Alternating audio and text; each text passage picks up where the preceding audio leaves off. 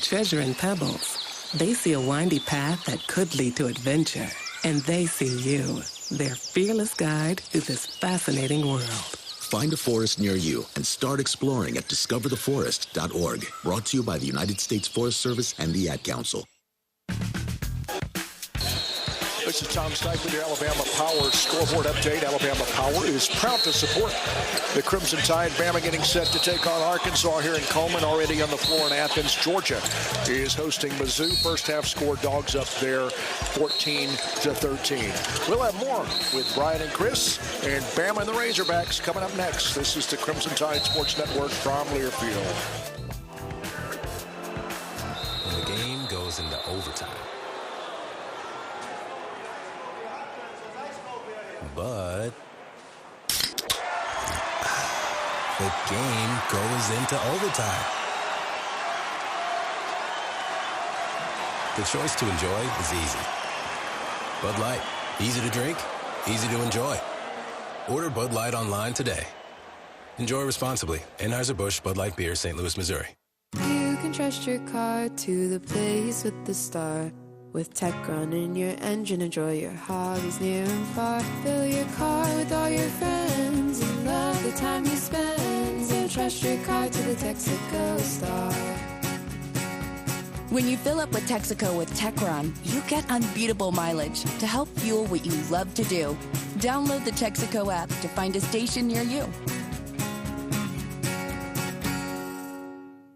Tide fans, flu season is just around the corner, and the Alabama Department of Public Health wants to remind Tide fans that this year it's more important than ever to get your flu shot. Research shows that it's possible to have the flu and COVID-19 at the same time. This flu season, protect yourself and the people around you from flu and help reduce the strain on your local healthcare system, who is still responding to the COVID-19 pandemic. For more information, visit alabamapublichealth.gov/flu. Hello, my name is Bryan Hodson, assistant basketball coach at the University of Alabama. I went through my fair share of challenges as a child, but was fortunate enough to be placed into a loving foster home at a young age. Foster care changed my life and has allowed me to pass on my knowledge and experiences to youth today. Contact Heart Gallery Alabama and let them help you find the missing piece of your family. Give Heart Gallery Alabama a call at 205-445-1293 or visit them online at heartgalleryalabama.com and roll Tide. The passion, the tradition, the rivalries. SiriusXM is your destination for all things college sports, and we've got your school covered. On SEC Radio, there's complete coverage of every school in the conference, including live games, plus 24/7 talk and analysis. So cheer along online or on the SiriusXM app and listen to your favorite team anywhere. And now, as a college student, you can stream your first 3 months of SiriusXM for $1. Fees and taxes apply. See offer details and subscribe now at SiriusXM.com/SEC Sports.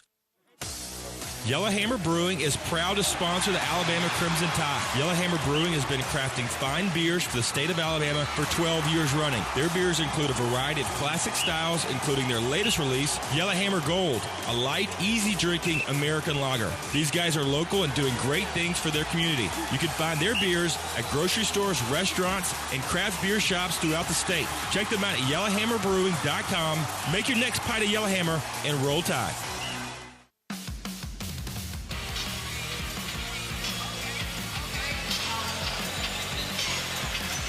Welcome back to Coleman Coliseum, everybody. Chris Stewart, Bryan Passink with you courtside as we continue our countdown to tip-off between the second-ranked Alabama Crimson Tide and the unranked Arkansas Razorbacks. Another very important SEC matchup as Coach Nate Oates' team tries to take another step closer towards an SEC crown for the second time in the past 3 seasons. Time for us to take a look right now at the little things presented by Chick-fil-A, and you can game day at home with Chick-fil-A. Just order ahead through that Chick-fil-A app and score before the game even starts.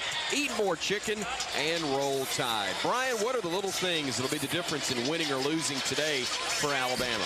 Well, Alabama's got to be mentally ready to play, and I didn't think the team did a good job as a team responding to the craziness that's been around them with off-the-court stuff. From a basketball standpoint, they didn't handle it well, and understandably so. There's bigger things in basketball, much bigger things.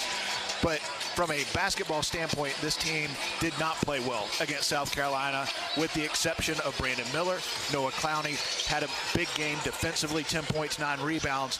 But this entire Alabama team needs to play and play well against Arkansas, because if you play like you did against South Carolina, Alabama's not winning this game. This Arkansas team looks more like a team that was projected to compete for the SEC title and was a top 10 preseason pick. A big reason why they were Nick Smith. He's one of the best players in college basketball when healthy.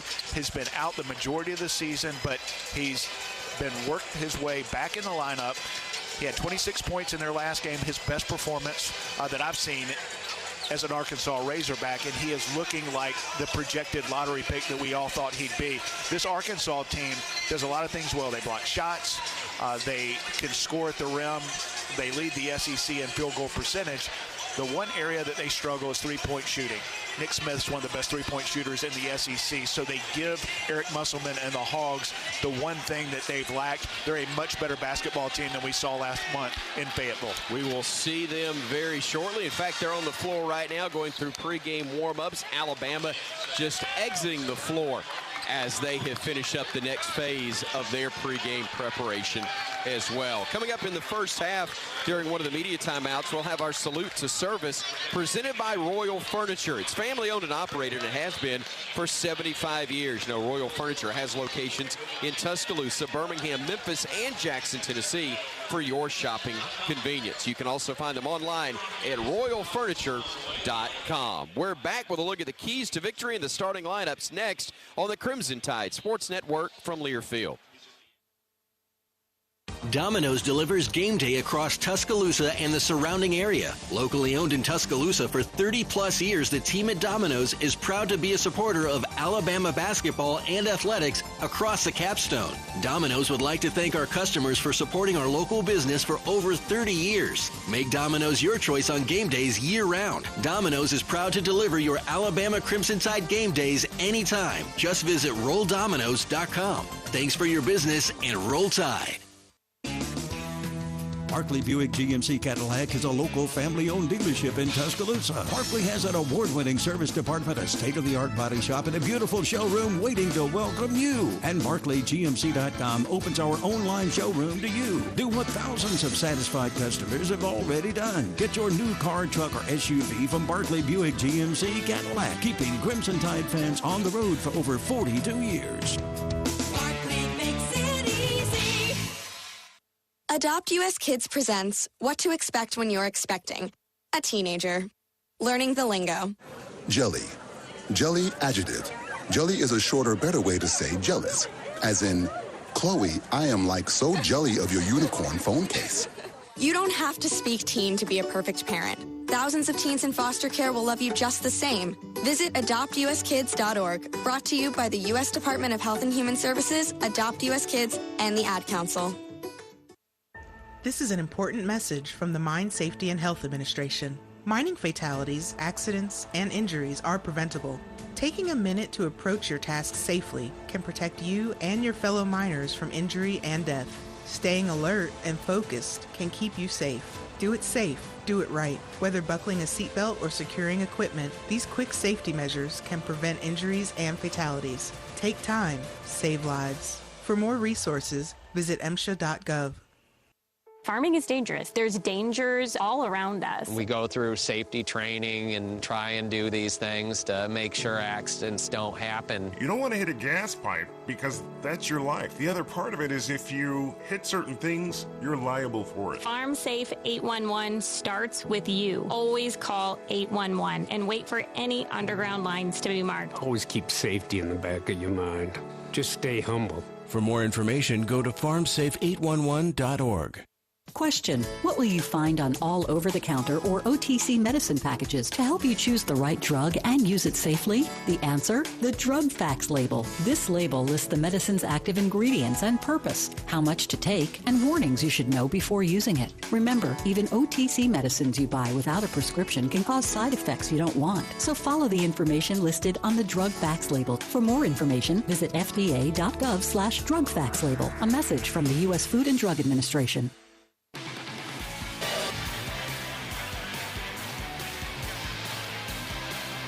Continuing our countdown to tip-off here at Coleman Coliseum. Chris Stewart, Bryan Passink back with you as we look at the keys to victory presented by Ford. You know, college sports are full of trash talk, but what speaks louder are stats, like the Ford F-Series, America's best-selling trucks for 45 years. And no wonder Ford's a proud sponsor of the Crimson Tide.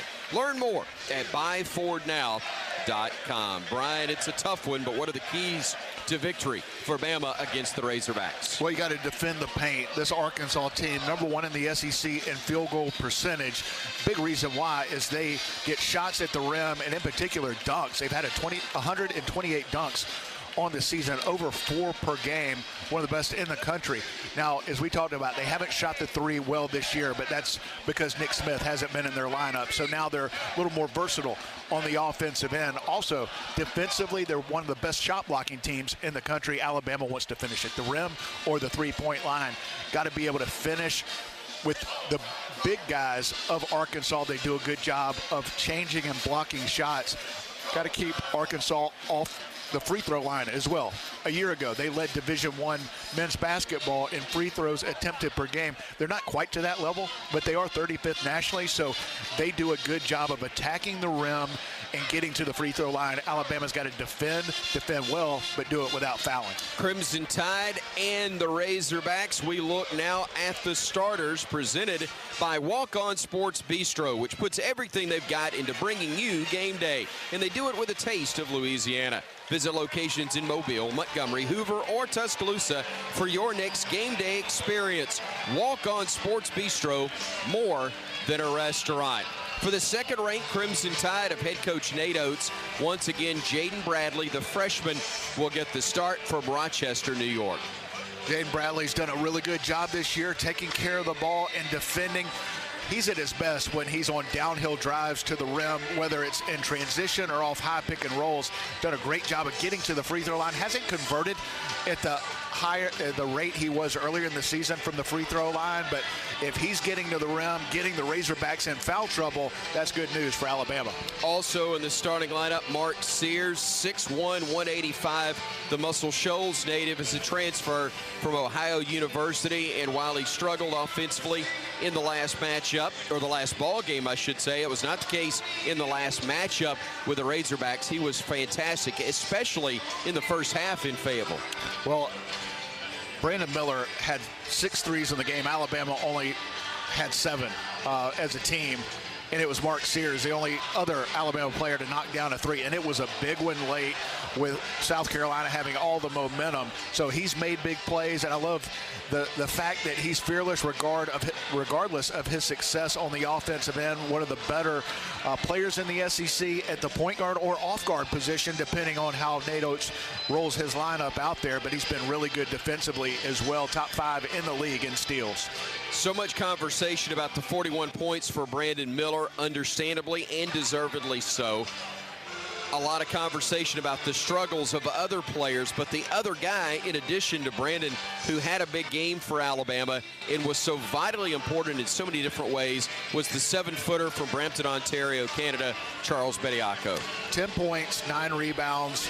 Changed shots, blocked shots, had a couple blocked shots, but that doesn't tell the difference that Charles made on the defensive end. South Carolina was having success at the rim when Charles was on the bench. He was a difference maker, plus 17 and plus minus in the game. That led Alabama by a big margin. He has been so important for this Alabama team on the defensive end. He's starting to do it on both ends, and because of the interior play of the Razorbacks, Charles Bediako, Nick Pringle, and some of the other front court players for Alabama will play a huge role in this game. Noah Clowney, 6'10", 210 from Spartanburg, playing from the home folks there in the state of South Carolina. Didn't have his best game, but he too came up with some big shots, big plays in big moments, which is indicative of what he's done throughout the course of the year. And he did in the second half in Fayetteville. Brandon Miller was struggling. Brandon did have a big second half, but he and Noah Clowney had a stretch that really turned that game around. He ended up with 15 points, 8 rebounds, and he's been so consistent with his effort and toughness throughout this season. Sometimes the shots fall, sometimes they don't. But you know what kind of effort you're always going to get from Noah Clowney. Brandon Miller at 6'9", 200 from Antioch, Tennessee, the Cane Ridge High School product. further cemented in my mind, not that he needed to, but best player in the country, 41 points in putting Bama on his back and leading them to that overtime win in Columbia. Earlier in the season, we said Brandon Miller might be the best freshman in the SEC, and then we've transitioned to we think Brandon Miller's the best player in the SEC, to we think Brandon Miller's the best player in the country. The guy has been absolutely unbelievable considering all that he's been going through, and this team over the last week. For him to drop 41 against South Carolina, have the shot that sent it to overtime, and then the game winner with under a second to play. Absolutely incredible what Brandon Miller is doing on the court, and had a chance to say hello to his parents as we were walking up to do the pregame show. And they've got big smiles on their faces, got their 24 jerseys on. You know his family is excited for this game, and looking forward for them to feel the love of this Alabama crowd when Brandon Miller gets introduced. That's the starting five for Nate Oates, the head coach of the Alabama Crimson Tide. Eric Musselman's Razorbacks will have Anthony Black, Nick Smith Jr., Devo Davis, Jordan Walsh, and Mekhi Mitchell as their starting five. We'll hear more and talk more about them when we come back to Tuscaloosa. Our coverage of the Ford pregame show wraps up here. Next, the tip-off, Alabama and Arkansas on the Crimson Tide Sports Network from Learfield. Crimson Tide basketball is brought to you by Texaco. Proven unbeatable mileage. Texaco with Techron. Driving performance. BASF. We create chemistry. Auto Owners Insurance. Visit RollTide.com/auto owners to partner with an independent Alabama agent. And by Bud Light. It's for the fans. This has been the Ford pregame show. For great offers on F-150, visit your local Ford dealer. Proud sponsor of the Crimson Tide. Here we go. Tip-off is coming up on the Crimson Tide Sports Network from Learfield. When the game goes into overtime, but the game goes into overtime. The choice to enjoy is easy. Bud Light, easy to drink, easy to enjoy. Order Bud Light online today. Enjoy responsibly. Anheuser-Busch Bud Light Beer, St. Louis, Missouri. Walk On Sports Bistro puts everything they've got into bringing you game day with a taste of Louisiana. Dig into their mouth-watering, made-from-scratch Louisiana dishes or fan favorites like juicy burgers and fresh salads. All in front of 70-plus TVs with over 40 beers on tap. Watching at home, Walk-Ons is available to go. Order online or through the Walk-Ons mobile app. Visit Walk-Ons in Tuscaloosa, Hoover, Montgomery, and Mobile. Walk-On Sports Bistro, more than a restaurant.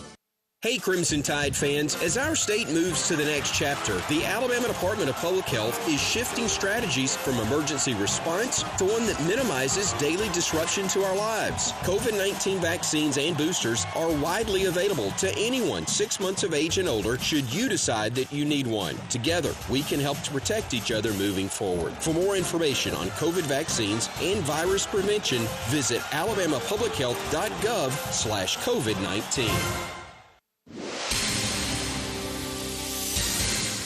And we're back with breaking news. Coke Zero Sugar might be the best Coke ever. That's right, Jim. Coke Zero Sugar is a must-try for any Coke fan, so make sure you...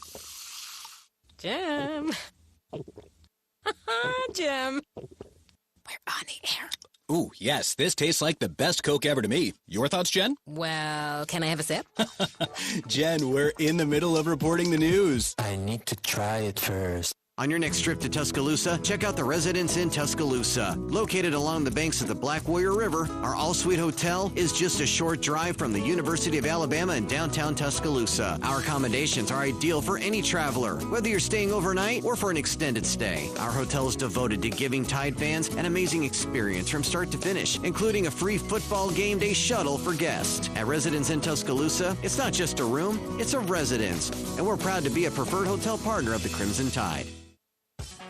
Are you sick of pretending to like boring hard seltzers that leave you feeling bloated? Tired of drinking the same old light beer? No time to make a mixed drink with all those complicated ingredients? Then it's time for you to try something different. Beatbox is now an official sponsor of Alabama and the Crimson Tide Sports Network. Packing an 11.1 APV punch, each Beatbox is bursting with delicious flavors. Beatbox is gluten-free, low sugar, and resealable, so you can always take the party on the go. There ain't no party like a Beatbox party. Roll Tide. Please drink responsibly. Must be 21. On the Crimson Tide Sports Network from Learfield. Roll Tide. It's time to turn up for tip-off. Rebound, Crowley. Yes, with the left hand. Alabama leads by 2 on the drive. Goes to the rack and throws it home. Oh, mercy. Alabama has beaten the #1 ranked team in America. Crimson Tide Basketball is brought to you by Conecuh Sausage, the official smoked sausage of the Alabama Crimson Tide. Barkley GMC, Tuscaloosa's leader. Barkley makes it easy. Chick-fil-A. Download the Chick-fil-A app and place your order now at an Alabama Chick-fil-A location. And by Texaco. Proven unbeatable mileage. Texaco with Techron. Driving performance. Now live on the Crimson Tide Sports Network. Turn it up. It's game time.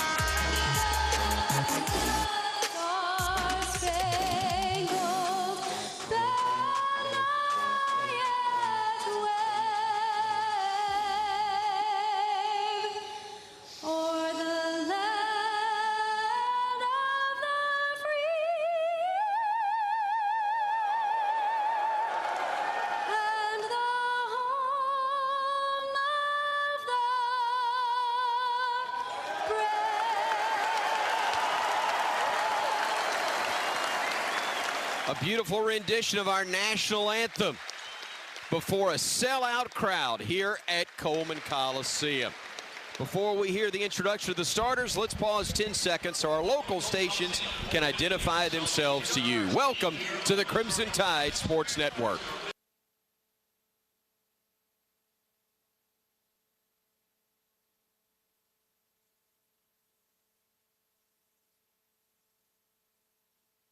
At guard, a 6'5" freshman from Jacksonville, Arkansas, number 3, Nick Smith Jr.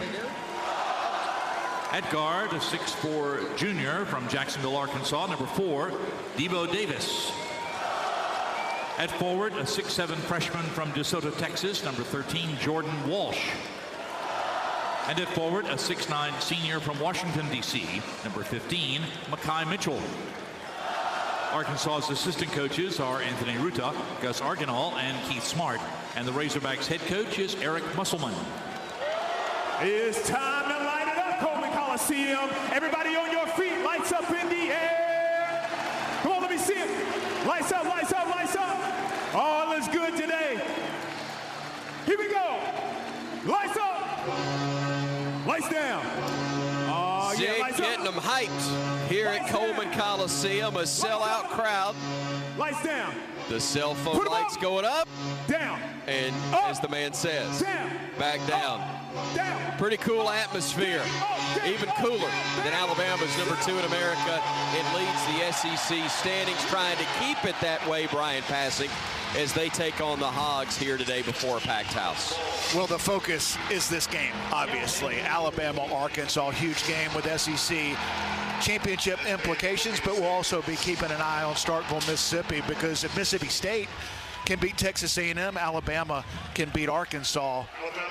Alabama could claim, at worst, a share of the SEC title today. So a big day in SEC hoops, and it starts right here at Coleman Coliseum. Does indeed, and Alabama enjoying some of the highlights of the season on the video board, as are the fans, before Tony Giles introduces the home team starters to a sellout home crowd that's assembled.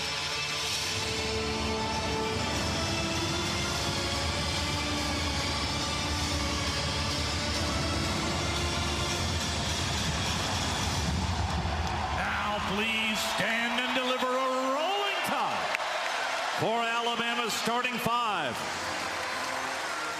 At guard, a 6'1" junior from Muscle Shoals, Alabama, number 1, Mark Sears. At guard, a 6'3" freshman from Rochester, New York, number 0, Jaden Bradley. At forward, a 6'10" freshman from Spartanburg, South Carolina, number 15, Noah Lowney. At forward, a 6'9" freshman from Antioch, Tennessee, number 24, Brandon Miller. And at center, a 7-foot sophomore from Brampton, Ontario, number 14, Charles Bediako. The assistant coaches are Charlie Henry, Brian Hodgson, and Antoine Petway. And Alabama's head coach is Nate Oates. Ladies and gentlemen, this is Alabama basketball. Again, a sellout crowd. It's been a hard sellout for a while, Bryan Passink, but in this matchup, the Crimson Tide, with folks excited to be here, ready to see their team try to take another step towards an SEC crown. You know, last Saturday was a sellout against a struggling Georgia Bulldog team. It shows you who the fans are showing up to see, but there's more energy in the building here this afternoon, and a big reason why is people understand how good this Arkansas team is, especially with Nick Smith back and all that's on the line for this Alabama team. You want to have a chance to win a championship in late February into early March. That's where this Alabama team is. A very difficult stretch of the last 3 games of the season in SEC play. Here at home against a very good Arkansas team. A rivalry game at home against Auburn, and then to College Station, Texas, for what could be a showdown of your top 2 teams. Right now, it's 1 and 2 in the SEC. A championship could very well be on the line in College Station a week from today. Great to have the whole family together. Roger Hoover across the way. He'll be checking in with the Alabama huddles and also handle halftime and postgame for you, as he did such a great job on pregame. Tom Stipe wrapping up. Wow, 34 years as producer. More than that. 39. 39. I knew it. We're about to hit another milestone. My bad part. Every day's a milestone at my age. Welcome. 39th season handling the production of Alabama radio broadcast for men's basketball. Bryan Passink, who played at the University of Alabama, gave so much of himself on the hardwood, and for the last 20 years, my broadcast partner here on the network as well. We are so glad you are with us. And Aisha Jackson running the show back in our CTSN studios today as well. Great to have Aisha with us at the control board as well. Our officials today will be Stephen Anderson, Owen Short, and our crew chief, Terry Oglesby. Arkansas wearing their Razorback red, Alabama the home white. And we are finally about ready to get this thing going. Charles Bediako to jump for the Tide. Makai Mitchell for the Hogs. The ball is going to go in the air. The tap is controlled by Brandon Miller and Alabama in the backcourt. We are underway. Sears front court to our left for Alabama, looking to give it up, and does so to Clowney, who gives it off now to Bediako under the far corner to Bradley. Down low to Clowney, but a push from behind is going to be called on Anthony Black. Nice cut by Noah Clowney and a find by Jaden Bradley. A clear foul by Anthony Black, one of the best young point guards in the SEC and college basketball. Matchup to watch. Debo Davis for Arkansas against Brandon Miller. One of the best defenders in the SEC against the best player possibly in college basketball. 5-second violation on Alabama, unable to inbound the basketball, and it is very clear early. Arkansas is going to try to employ a tactic that's been successful against Alabama, and that's play very, very physical defensively. Yeah, and we'll be watching how the officials call it so far. 1 out of 2 in physical play. Alabama got the call initially, but not on the last possession. Mitchell trying to kick it out, does so to his coach on the bench. That's a turnover. Bama will get the ball back. Nice defense by the Tide, forcing the errant pass and the giveaway. Going back to the Davis-Miller matchup, when Alabama has the ball, Debo Davis does as good a job as anybody in the SEC of denying passes, not letting his man touch the ball. Alabama did a much better job in the second half in Fayetteville, getting Brandon Miller the ball and shots. Bediako at the elbow, handing it off to Miller on the curl. Catch and shoot, had his three-point attempt blocked. Scramble for the ball, and it's going to be picked up by the Hogs. The defensive play was by Makai Mitchell on the help defense there, as Miller was a little late getting that shot away. Here's Smith with it front court, being defended by Sears. Smith driving left, gets to the elbow. Tough contested jumper is up and good. And the Hogs take the 2-0 lead early. 1 minute into this one here in Tuscaloosa. Arkansas the 2-0 edge. Bradley on the left wing for the Tide. Driving into the lane. Goes downhill. Had his shot attempt blocked into the hands of Sears. Now to County. Gets into the lane. Tough shot. Left hand, no. Rebound tip. Bediako twice. Ball in the air. Saved by the Hogs. Scramble. Picked up by Arkansas. And here comes Devo Davis in the front court for Arkansas. Davis on the drive right side, kicks it into the short corner to Walsh. Walsh steps back, his three ball, almost an air ball. Grazes the iron barely, they're going to say, on the rebound. Touch last by Alabama. Arkansas so good defensively, one of the best shot blocking teams in the country. 2 possessions for Alabama so far, 2 blocked shots for the Razorbacks. Hogs will inbound it from the baseline. Black to trigger it in. Looking, gets it in to Davis. Now at the elbow, they go to Mitchell. Mitchell back to Davis on the wing, around the horn to Walsh, right of the circle. Walsh takes a couple of dribbles and a handoff again to Black, near side. Shot clock at 10 as Black works into the paint. Tries to drive, lost the handle, ball kick, batted around, picked up by Bradley, and here comes Bama. Bradley into the front court. Bradley down the lane. Bradley to the rack, missed the layup, rebound, fought for, knocked it out of bounds, touch last by the Razorbacks. Razorbacks did a good job getting back in transition defense, but what effort by Alabama, Jaden Bradley, to get the loose ball, start the Alabama fast break, and may have been their 3rd block shot. Maybe a deflection or change Jaden Bradley's shot going to the basket, but love the aggressiveness of the freshman taking it inside. Bama trying to get it in bounds. They do. Sears in the corner. Goes to the short corner. Now backs it out beyond the arc. Takes it to the timeline, keeps the dribble alive. Shot clock now down to 11 seconds. It's at 10, it's at 9. Sears on the wing at 8, swings it around to Bradley. Driving at 7, handing it off to Clowney at 6. Into the lane at 5, left-handed layup, no. Rebound fought for, claim by Arkansas. Walsh able to contest that one and then get the board.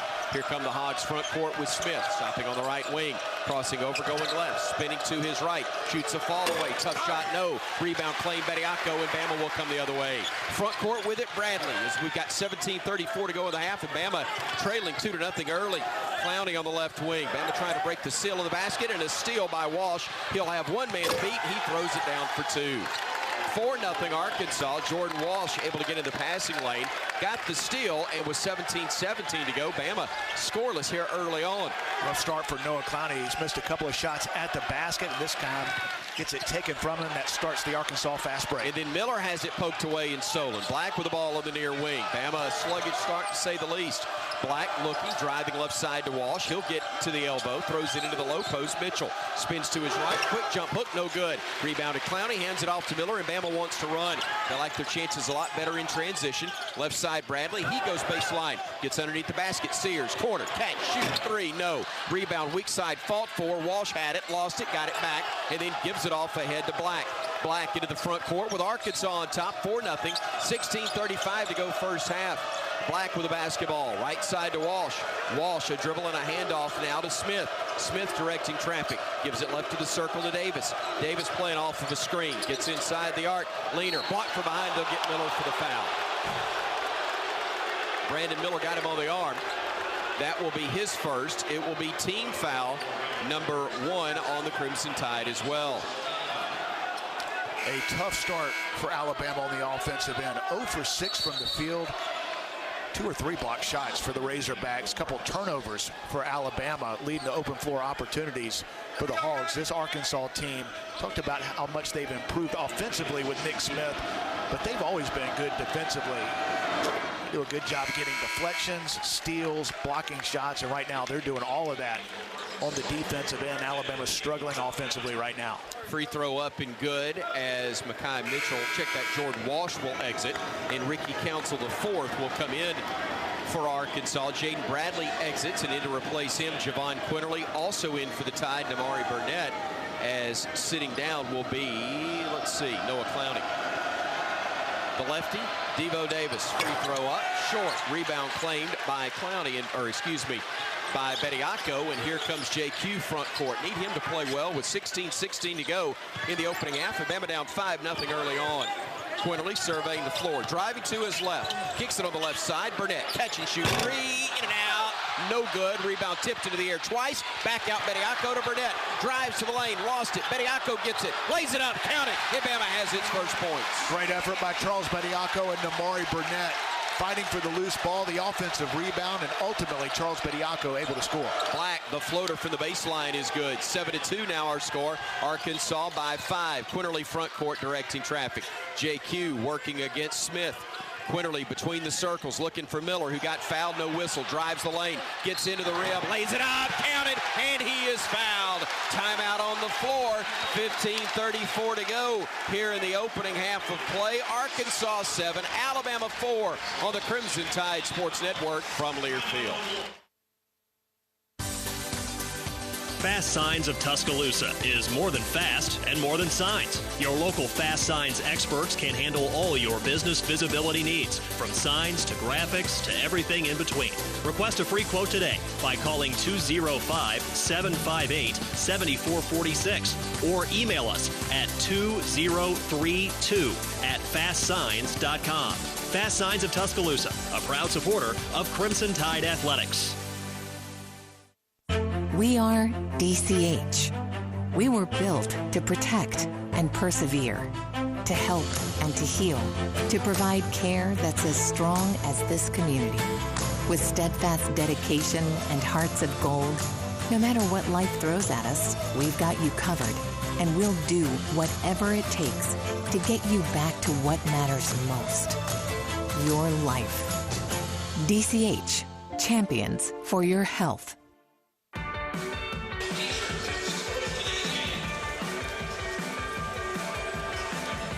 Today's game between Alabama and Arkansas is presented by CB&S Bank.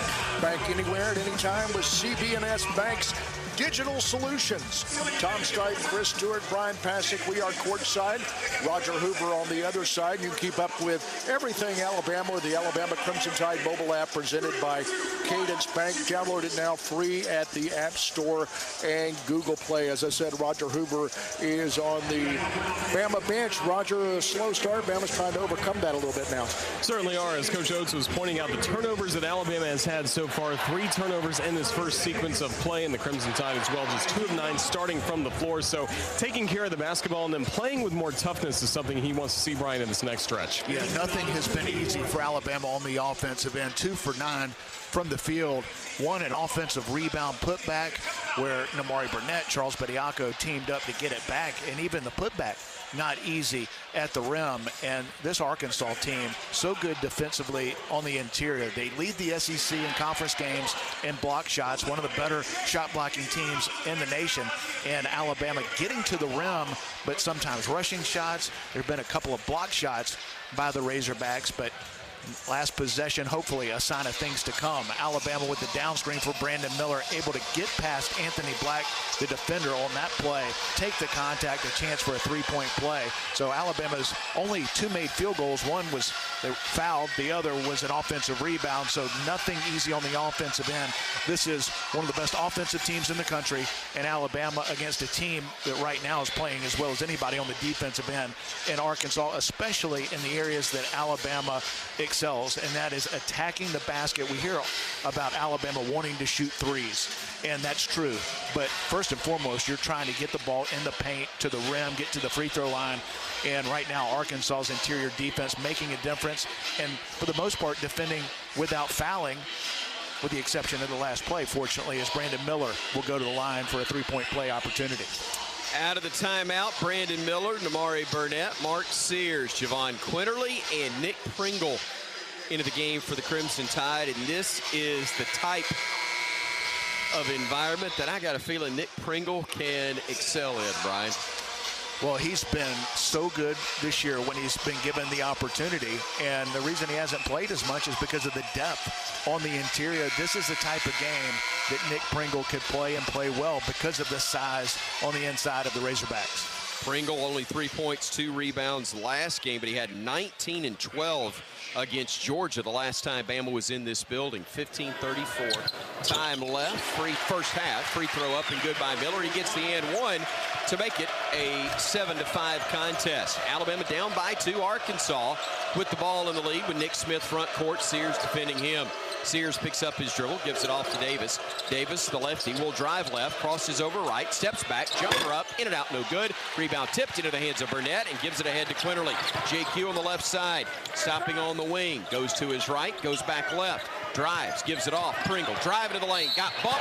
Glass wouldn't go, but he got fouled, and he will go to the line to shoot 2 as the whistle was on Makhi Mitchell. And should say before the break, that whistle and foul had been on Anthony Black before the timeout, and that was his second. A big foul as the point guard for the Hogs on the bench now, but the foul whistled on Mitchell is his first. One of the better young point guards in the SEC in college basketball, Anthony Black, and Eric Musselman typically doesn't put guys back in the game with 2 fouls, so we'll see how that plays out the rest of the half. But nice pick and roll offensively is Nick Pringle able to dive to the basket. JQ with a beautiful bounce pass. Nick almost had a 3-point play, went off the glass, a little strong, but that was because of the foul, and he'll go to the line for 2. Made the first one. Second one's up. Second one's too strong, and the rebound secured by Arkansas. Can see that one coming. He's about a 50% free throw shooter. Smith driving the other way. Little teardrop, no good. Rebound fought for, knocked out of bounds, they say, by the Crimson Tide. Boy, Bama had a good box out there on Jordan Walsh. Unfortunately, just couldn't grab the ball. Walsh challenging, forced Bama to be unable to get both hands on it. Lost it out of bounds, and the possession will stay with Arkansas. They work it in to Makhi Mitchell. Mitchell lost the handle, got it back. Mitchell pivots, throws it back outside to Davis. Davis driving to the elbow, going down left side block, tries to step through, hands it off inside to Walsh. Walsh trying to shake free, double team, wild shot, no, but the putback easily in for Mitchell. Good position for Mitchell, got him the layup, and it's now a 9-6 Arkansas edge. Sears the other way for the Tide, gets inside the arc, throws a lob in the flush from Pringle. And that is what Nick Pringle can do. Beautiful pass. Mark Sears, not sure he ever looked over to his right side, but he knew where Nick Pringle was supposed to be, up high enough to where only Nick could get it. Goes up high and throws it down. 1-point game again, 9-8 Hogs. Here comes Smith, stopping at the elbow, picks it up, wants to throw it down low. They got a mismatch. They get it to Mitchell, lays it up, missed it. Rebound tip, Mitchell, no. Rebound tip, out of bounds, touch last by the Hogs. Had a mismatch there where Sears wound up on the big Razorback, but Alabama played some help defense and challenged him enough that he lost it out of bounds. Well, Nick Pringle realized that the matchup was to Arkansas's favor, was able to dive down, change the shot. Ultimately, Alabama able to close out the defensive possession. Quinterly trying to give Bama its first lead. Lost it on the way up. Out of bounds, touched last by the Razorbacks. Had it deflected out of his hand. Couldn't tell if he's trying to go with a little floating shot or a lob pass. Either way, Hogs touched it last, and so the Tide will inbound it from the baseline. JQ to trigger it, right side of the baseline, just to the right of the bucket. Looking, gets it in. Miller, and a moving screen's going to be called on the Tide and Nick Pringle, and he says, my bad. Mistake on his part there, clearly in front of Terry Oglesby, and that will give it back to Arkansas. Kind of go back several possessions where Alabama had the 5-second call underneath out of bounds play. It's probably a result of that. Alabama a little too aggressive on setting a screen, trying to get guys open. This time Pringle gets called for it. And that's a moving screen on the Hogs. Oglesby called both of them, and he's right on both of them. That was a little hip check from Makhi Mitchell, trying to keep Mark Sears from staying with Nick Smith Jr. So the teams trade illegal screens, and Bama will get the ball back once more, trying to take the lead with 13:42 to go in the opening half. 9-8, Hogs to the lead, Bama with the basketball. Quinterly off the screen from Pringle, he was set. Quinterly on the drive, gets underneath the basket, lost it off his foot, out of bounds. Boy, tough going on both ends offensively. Yeah, I'm not sure it was a foul, but the contact to JQ on his right side is the reason he lost the ball on his left side. Got to be stronger with the ball when you drive in, especially against this physical Razorback defense. Tide fans want to explode. Got to give them a reason to here as the Hogs go left side with Mitchell. Gives it up top to Davis. He'll play off the screen. Leans in for 12. Rolls off no good. Miller up high to reclaim it. Grabs it with both arms. Outlet pass JQ. Weaving through traffic. Sears on the left wing. Steps back, looks, works against the defender. Goes to his left. Now goes to his right. Goes off the screen to the top of the arc. Miller now left side. Three. No good. Rebound tipped. Controlled by Arkansas, and it's Davis coming the other way. Flips it out on the left wing to Smith. Smith hesitates, kicks it. It went from Council to Smith. Smith giving it off to Mitchell, top of the arc. He takes a dribble, hands it off to Council. Council on the right side, pulls up right wing from 12, no good. Rebounded by Pringle. Outlet pass going to Sears, and here's Bama again trying to regain the lead or take it for the first time.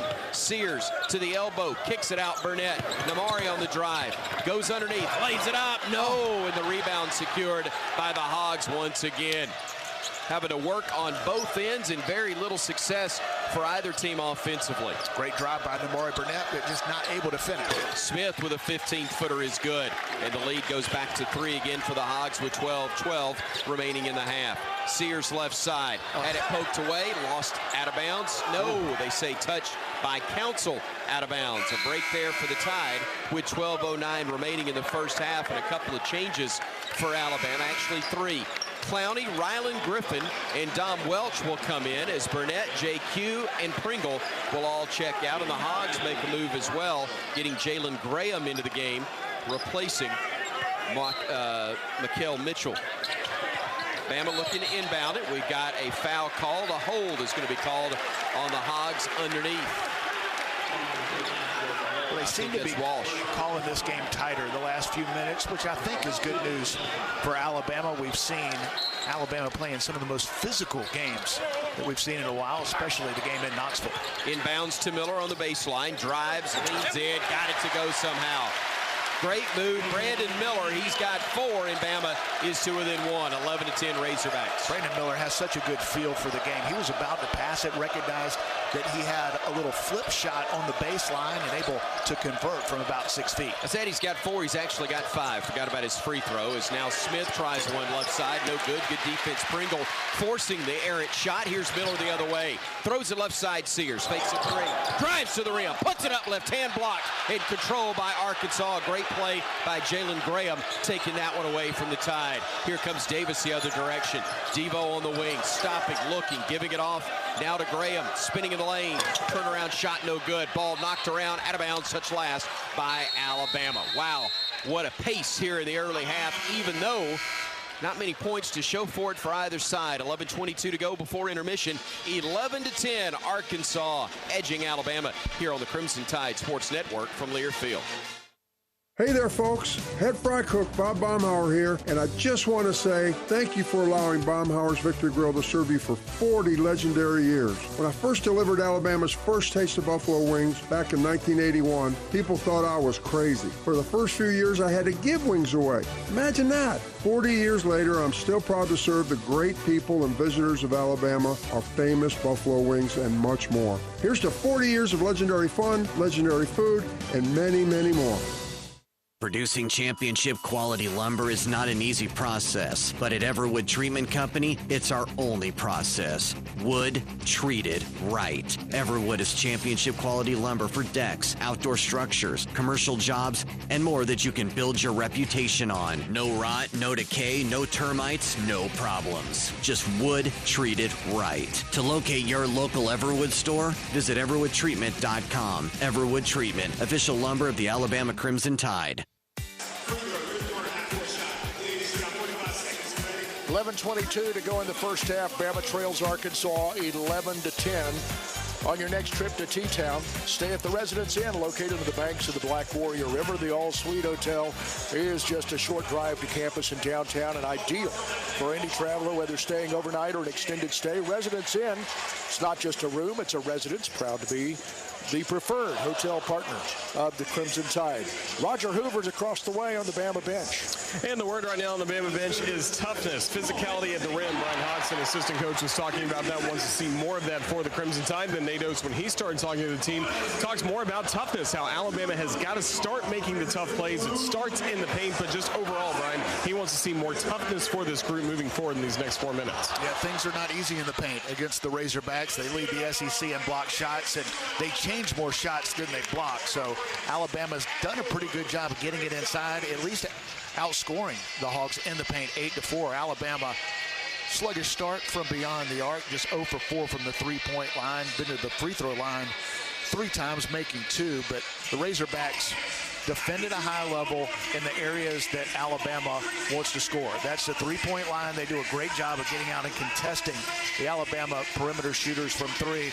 And they also, as talked about, block a lot of shots. Nothing easy at the rim, but Alabama's got to stay in attack mode. Also take care of the ball. 3 early turnovers for Alabama. The Razorbacks are creating turnovers, actually 5 turnovers for Alabama. They're creating turnovers, and they're blocking shots on the defensive end. The Razorbacks playing like what we thought they would be this year. They've struggled this year. Big reason why is the injuries, but they've got one of the best players in college basketball back over the last few weeks. Nick Smith has played well in this game, knocking down mid-range jump shots. Can also knock down threes. He hasn't gotten loose from the three-point line, but coming off a 5 for 8 performance and a blowout win over Georgia earlier this week, Nick Smith confident from the perimeter. Coming into this matchup in SEC play, Arkansas only a 31% three-point shooting squad, having made 77 of 246. Alabama, a 37% three-point shooting team, having made 166 of 451. Point being, Alabama shoots it at a better clip. They shoot it a lot more frequently as well. They need them to go a lot more than Arkansas does in order to be successful, and both teams are 0 for so far in this game from 3. Yeah, Arkansas would love a draw from the three-point line. That is not what they're known for. One of the best field goal percentage teams in the paint in college basketball, not necessarily from 3, although Nick Smith can get it going. Walsh to the top of the arc, Council, driving against Welch, stops on the block, tough jumper, got it to go. Well, that's a tough play there from Ricky Council the 4th, and with 11:11 to go in the half, it's 13-10, Arkansas with a lead over Bama. Jaden Bradley back into the game, gives it off to Clowney, now to Griffin on the right wing. Ryland picks it up, feeds Clowney top of the arc, hands it off to Bradley, who sets it up between the circles. Bradley playing off the screen from Bediako, gets inside the arc, hesitates, goes down the lane, shot block, but back out to Clowney. 7 on the shot clock. Welch fakes a 3, gets into the lane, tough shot, wouldn't go, but got fouled, and Dom will go to the line to shoot a pair for Alabama. The big fella driving to the rim and getting an opportunity now from the free throw line. Yeah, right on cue, the Razorbacks block another shot. Fortunately, Alabama gets it back, and nice old school fundamental play by the senior Dom Welch, graduate student. Pump fake at the three-point line, got it inside, got hit down low, not able to convert, and he'll go to the line for 2. Team captain at St. Bonaventure last year, 110 games played with 105 starts, and 75% free throw shooter on the season. Now has made 7 of 9 for Alabama this year in limited attempts. 13-11 now the score. Arkansas by 2. Welch trying to make it a 1-point game, and he does just that. So Welch with a free throw, and Mekhi Mitchell will come in for the Hogs. He will replace Devo Davis. So a little bit bigger lineup now for the Hogs, as Bama will have Bediako and Clowney down low. Welch, Bradley, and Griffin, the 5 on the floor. Griffin drawing the assignment on Nick Smith Jr. Smith gives it off to Council. Driving the lane, tried to dunk it. It got blocked, but he got fouled as well. Boy, he tried to put that behind his head, tomahawk it with 2 hands, but they're going to say that Bediako committed the foul, I believe. Charles didn't have to come down on the follow-through. If he would have stayed vertical with his hands, it would have been a block shot and going the other way. But because he came down, not sure if he caught Council on the head, but there was a little contact, and it looked a little more awkward coming down with your arm. They're typically going to call that. The foul goes against Charles Bediako. Going back to Arkansas, Anthony Black, one of the best point guards in the SEC, goes to the bench with 2 fouls. We thought this year that Nick Smith would be the point guard for the Razorbacks. He's a natural point guard, but he's played the 2 because of the success of Anthony Black and Nick Smith's ability to shoot the 3. So Eric Musselman probably feeling like he won't skip a beat, putting Smith at the point guard position. Council hits both freebies. It's 15-12 Hogs. Bama with the basketball. Bediako picks it up, hands it off to Griffin. Ryland on the drive, throws it off. Bediako a little too high. Scramble for it, knocked into the hands of Clowney. Right side to Welch. Dom steps in with a three. Big make there from Dom Welch. The bank first three of the game for Alabama, and we are tied at 15, and the fuse has been lit here at Coleman Coliseum. Great hustle play. Alabama, Noah Clowney getting on the floor for the loose ball. Dom Welch, after the free throws, knocks down the big three. Hogs with it out high to Council. Left side to Walsh, nearly lost it. Picks up the dribble, needs help. Pivoting, gives it off to Mitchell. Mitchell pivots, needs help. 10 to shoot, hands it off to Smith. Hesitates, 15-footer. Blocked by Welch, picked up by Clowney. Bama with the ball, looking for its first lead. Front court, Bama works it. Clowney on the wing, driving, spinning, stripped, and taken away by the Hogs. A big play defensively by Arkansas. Front court, Walsh to the big man driving. Offensive foul. Noah Clowney took the charge from Mikel Mitchell, and Bama will get it back with 9:25 to go first half. Love the aggressiveness and toughness of Noah Clowney on both ends of the floor. Felt like he was fouled on the drive. He spun, didn't get the call, but sprints back defensively, gets in great defensive position, takes the charge, and gets the ball back for his team. Great sequence for Dom Welch. He heads to the bench with Jaden Bradley as Brandon Miller and Mark Sears check in for Alabama. Sears will bring it ahead for the Crimson Tide. Getting it into the front court to our left. Mark driving left, drive to the rim, left-handed shot blocked, but it's going to be a goaltend. Goaltending the call on Ricky Council the fourth, and Alabama has its first lead of the afternoon. Aggressive drive once again. This time Mark Sears turns the corner, turns on the Jets, and able to get the deuce at the rim after the goaltend. 17-15, Bama with the lead. 9:05 to go first half. Davis on the left wing, outside to Smith. Right wing gives it off to Walsh. Walsh trying to shake free, gives it off. Now Smith again, top of the arc. Miller defending him. Smith on the drive, bounce pass inside Walsh. Gives it to Graham. Graham at 3, at 2, got it to go. Spinning shot there, ties it again at 17. Bama basketball front court with Miller. Brandon off the screen, changing directions, going left. Gets into the lane, fakes a pass, shoots it, and got it to go. Great play, Brandon Miller. He's got 7, and Alabama leads it again, 19-17. The strength and patience of Brandon Miller, able to score the mid-range jumper. Left side with it is Graham. Graham working against Bediako, feeds it off to Walsh.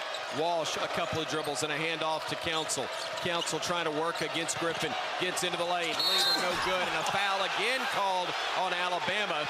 This time it's going to be on Ryland Griffin. They say he got him on the arm, and 2 shots will be upcoming for Ricky Council the fourth, who is not at all intimidated by the Bama size inside and may have gotten a gift, judging from everybody's reaction, including my broadcast partners. I thought I was going to give the officials, as I always do, Chris, the benefit of the doubt. Without question.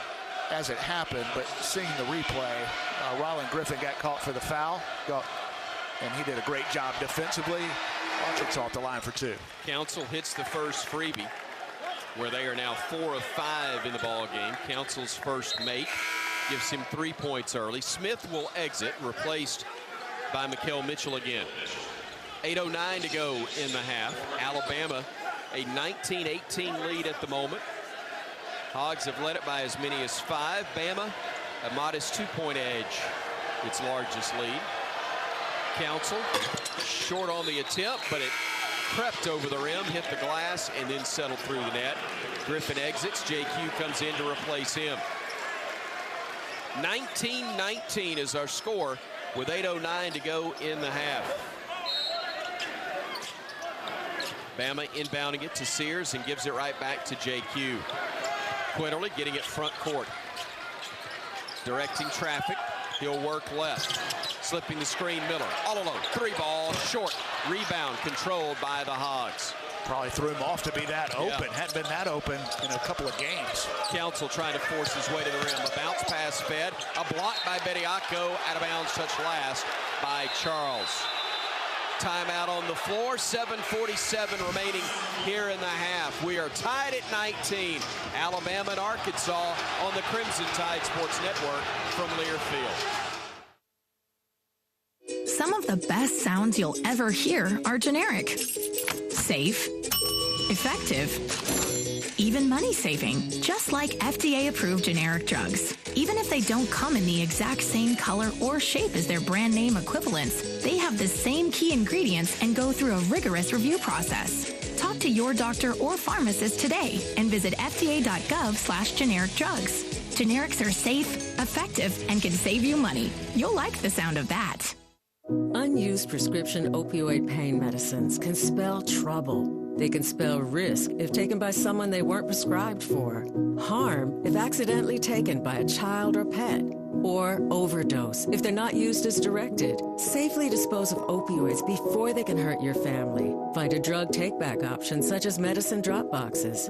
You may find these in your community at local pharmacies or police stations. Visit www.fda.gov/drug disposal. Tonight's radio affiliate of the game, Score 94, 94.7 WTLS in Pike Road, Alabama. Go to the Crimson Tide Sports Network's Facebook page. Follow us and tell us where you're listening for a chance to win 2 free combo meals from Jack's. Thanks for tuning in to the Crimson Tide Sports Network for Alabama basketball. Tied at 19, Roger Hoover, 7:47 to play in the first half. Thought number 10 did a couple of good things. A couple of free throws, hit a 3, but as Chris Stewart pointed out, he lit the fuse in Coleman Coliseum. What are we going to do with that? Yeah, he really did a nice job, Dom Welch, playing on senior day for the Crimson Tide. Got a lot of praise in the huddle. That was at first a really player-led huddle, starting with another senior in Noah Gurley, who was providing a lot of coaching before even we saw Charlie Henry and Nate Oates speak to the team. That was great to see from Noah Gurley, but a really good sequence according to Nate Oates, especially on the blue-collar points. That's what he wanted to see from this Crimson Tide team. Now Bryan got to keep it going, locked in at 19 with Arkansas. Yeah, Dom Welch with big minutes. Obviously, Brandon Miller playing well, 3 for 6 from the field. Brandon's got 7, and he's missed a couple open shots, but the good news for Alabama is they've gotten open shots lately. Not easy to do against the Razorbacks. This Arkansas team has been so much better defensively the last few weeks of the season. Yes, they're better offensively with Nick Smith in the lineup, but they are doing and have been doing a great job blocking shots at the rim, defending the three-point line.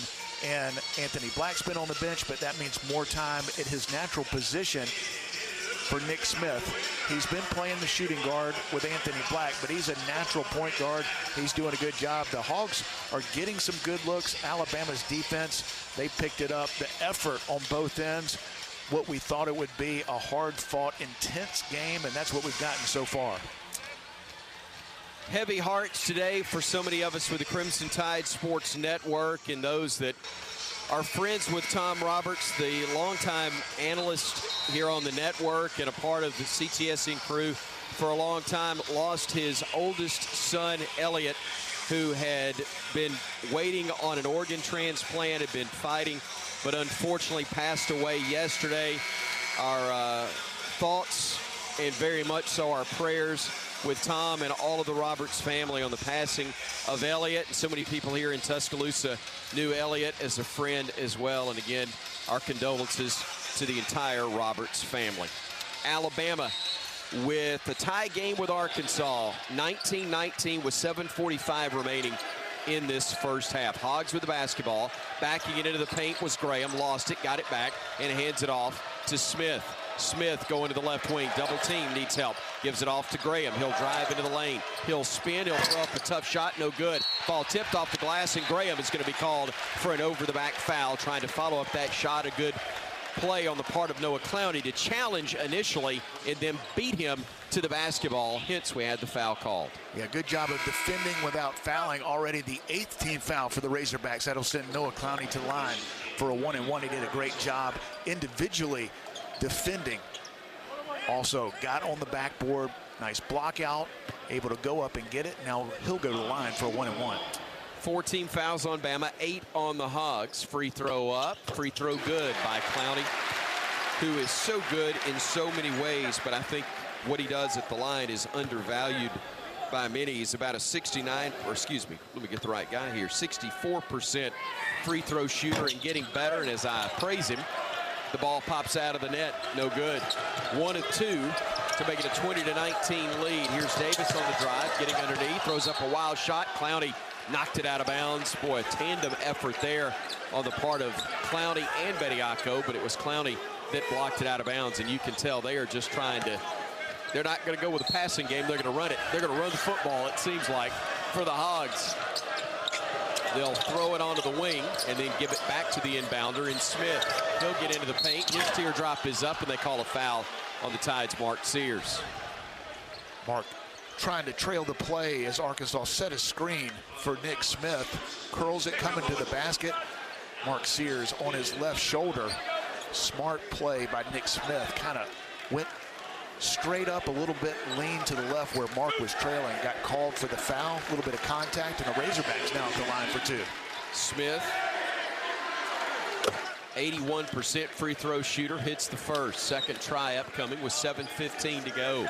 20-20 is our score. It was 33 all, I believe, at halftime when these teams met the first time in Fayetteville. Smith's second try up and good, so he gets them both, and the Hogs have regained the lead. 21-20.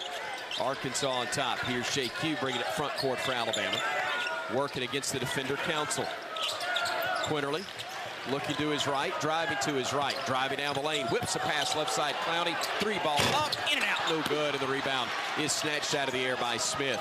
He'll bring it front court for the Razorbacks, trying to add to their 1-point lead. Council with it at the elbow, gives it off, gets a return pass. Council spinning in the lane, throws it almost to us, but it was snatched out of the air by Smith at the last moment. Smith driving right, Smith getting a pass over to Mitchell. Now they'll work it around left side.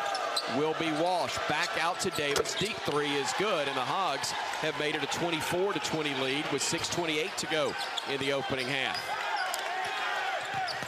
JQ to Clowney, hands it off to JQ, all alone, deep three, no good, and the rebound tipped by Bediako and controlled by Davis, and Bama really struggling from three-point range today, only 1 of 8 thus far.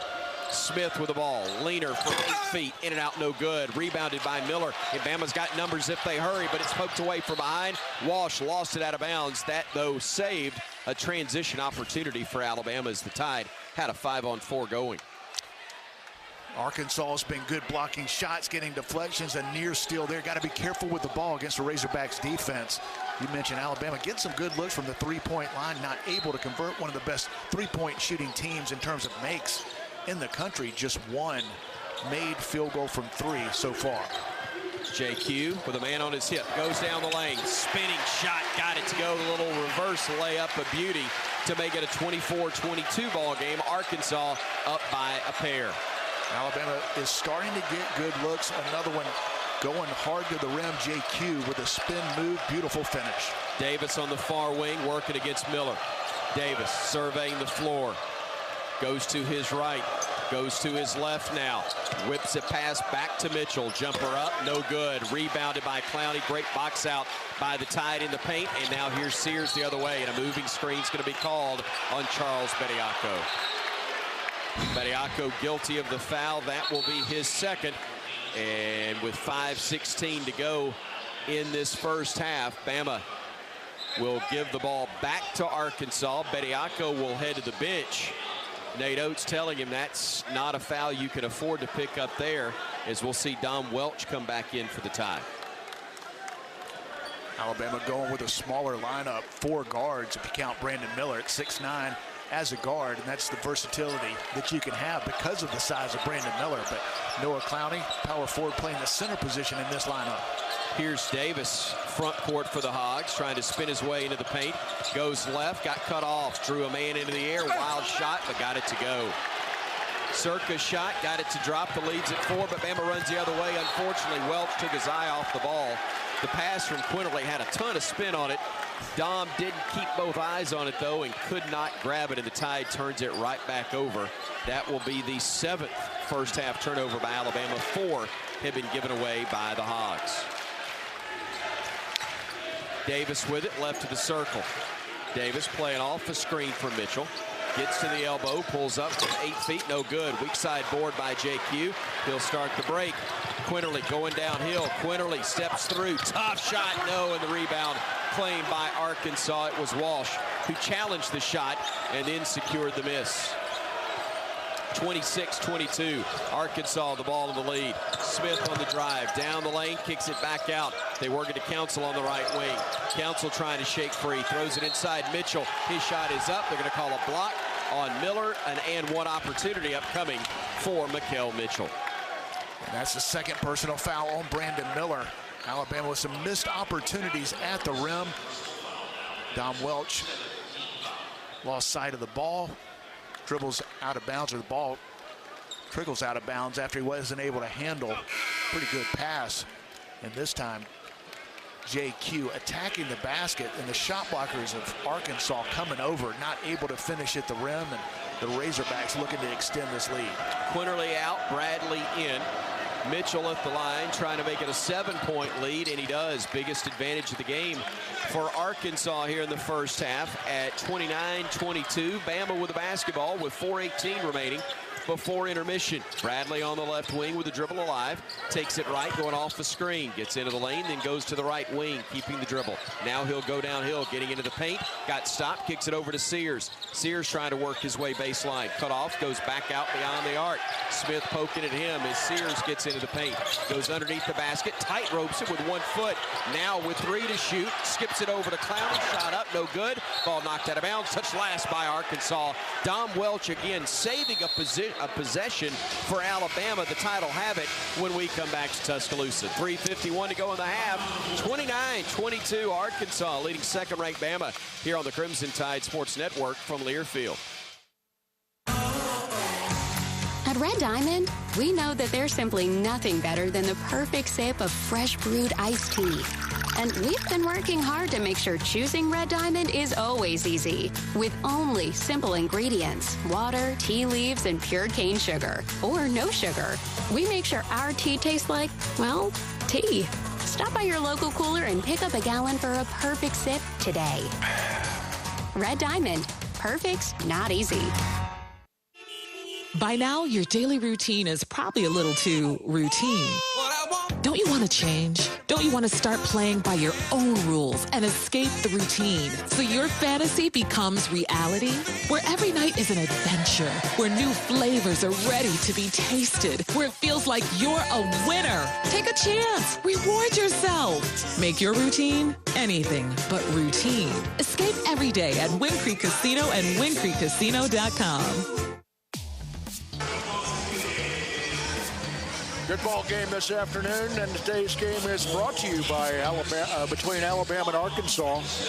Brought to you by CB&S Bank. Bank anywhere at any time with CB&S Bank's digital solutions. Bama's down 7, 29-22 to Arkansas, 3:51 to play in the first half. Stay with us at the half for the Toyota halftime report with first half stats, scores from around the SEC, and a quick chat with Coach Nate Oates.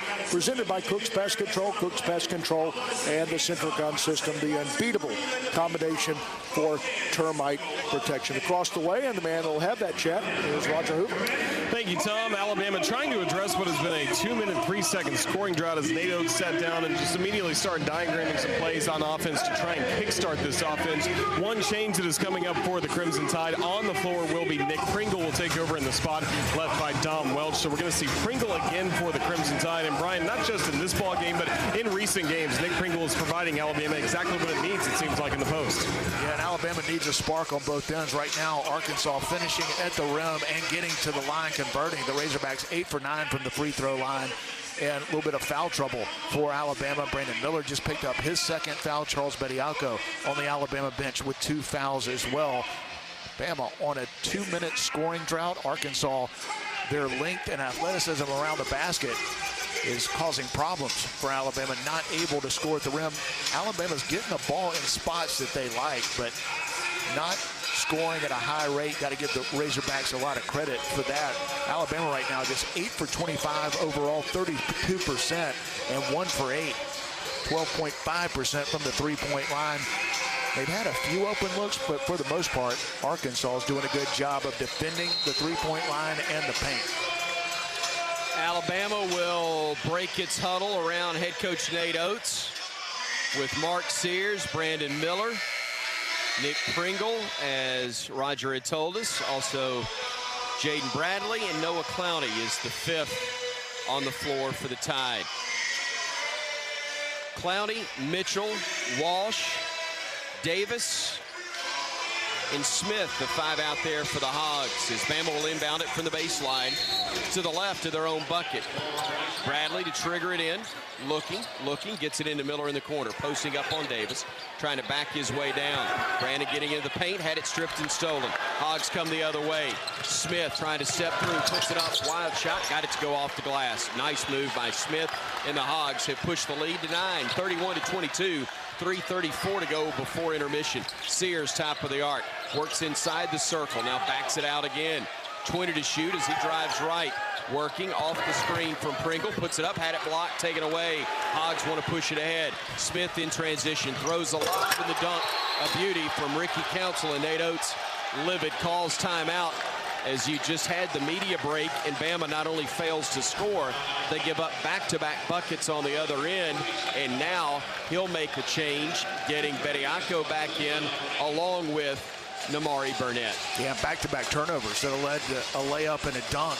Alabama turns it over right out of the timeout. Brandon Miller tries to take it in, gets it stripped, and then what we thought was a block, it was either a block or a steal. Either way, great defensive play by the Razorbacks, and they're able to get out in transition, couple of easy buckets to extend the lead to double digits. 33-22, a dangerous stretch right here with 3:18 to go before the half. Certainly don't need to allow the Hogs to add to their advantage here.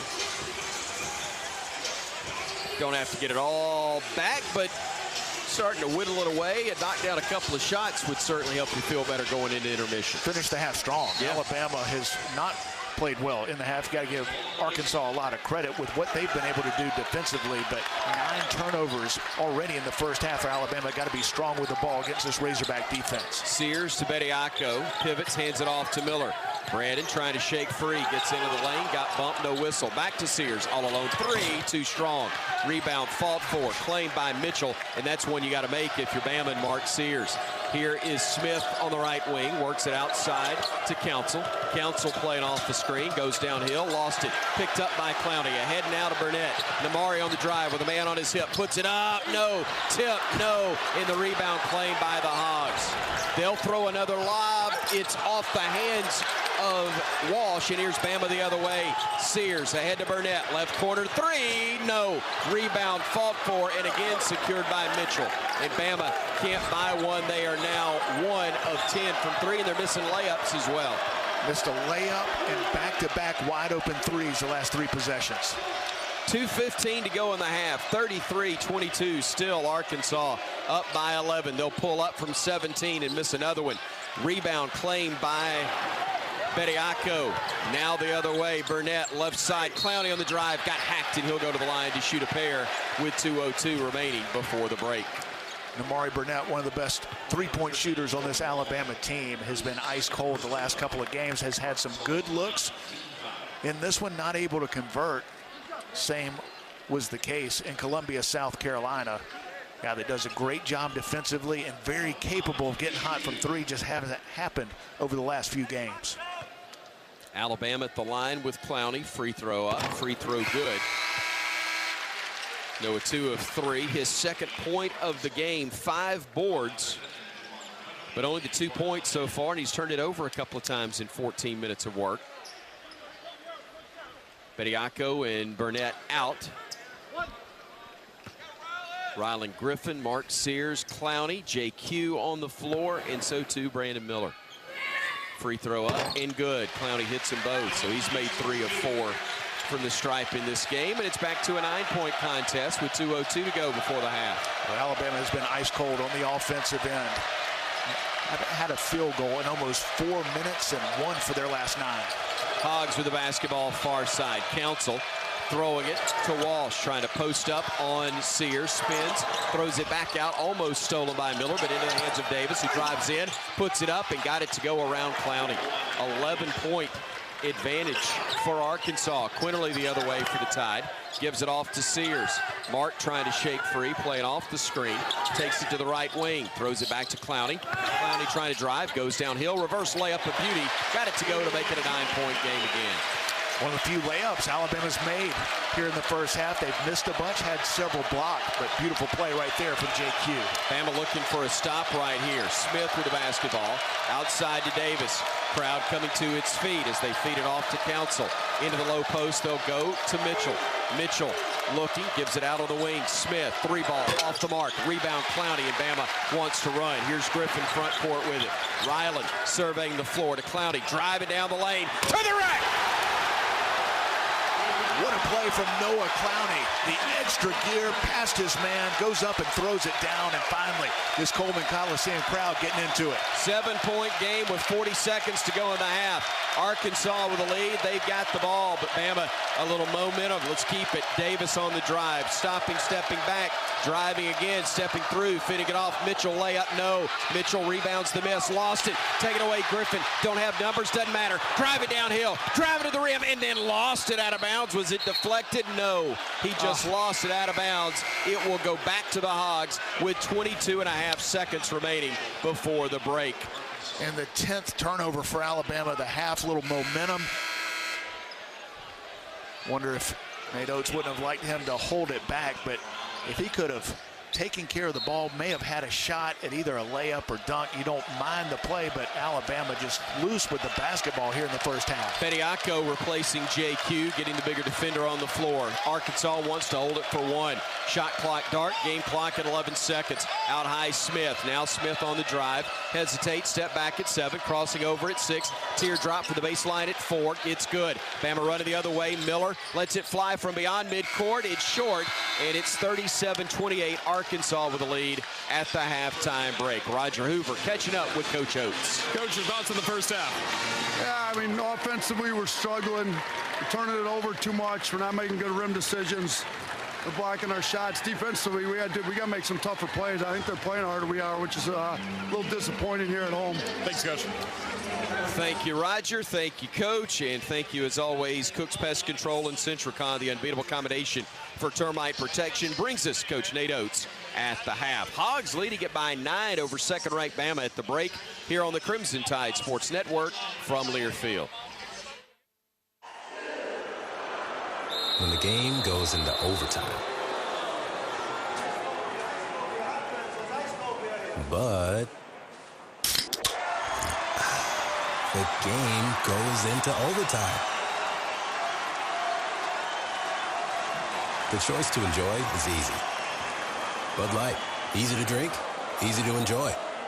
Order Bud Light online today. Enjoy responsibly. Anheuser-Busch Bud Light Beer, St. Louis, Missouri. Favorite jeans, favorite shirt.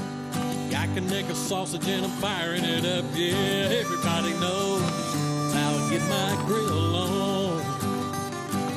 You can smell that flavor up and down the road. It's a little taste of heaven, and everybody knows.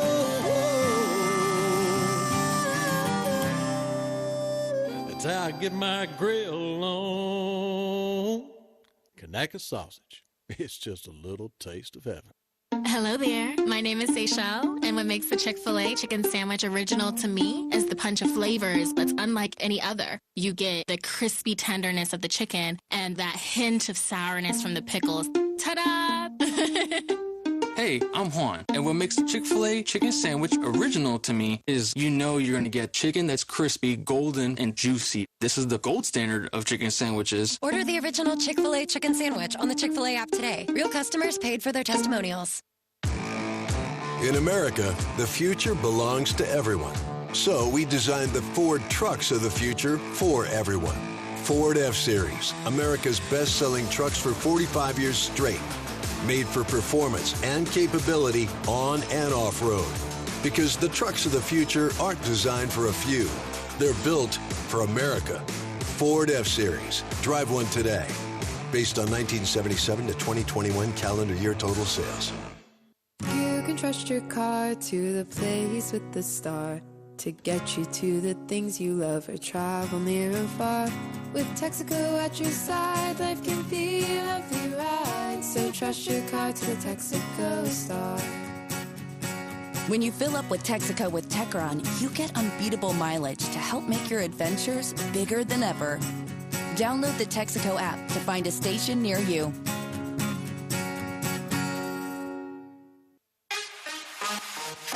On the Crimson Tide Sports Network from Learfield, Crimson Tide Basketball is brought to you by Coke Zero Sugar and refreshingly delicious. Golden Flake, the official potato chip of the Alabama Crimson Tide. Auto Owners Insurance. Visit RollTide.com/auto owners to partner with an independent Alabama agent. And by Cook's Pest Control and Centricon, the unbeatable combination for termite protection. Welcome to the Toyota Halftime Report.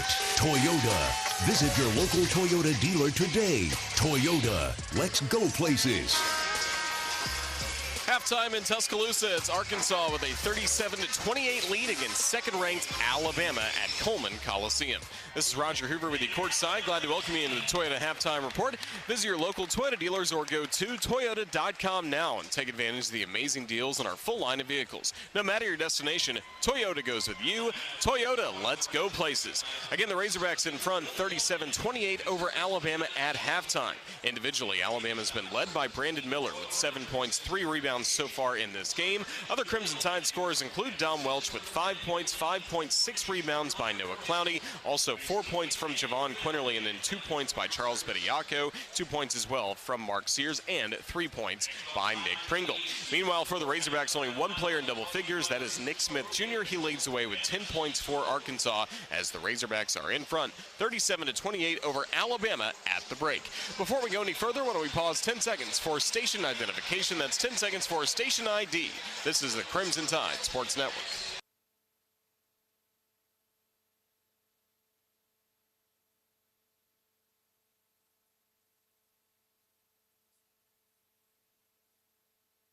Back in Tuscaloosa at Coleman Coliseum at halftime, it's Arkansas with a 37-28 lead against Alabama.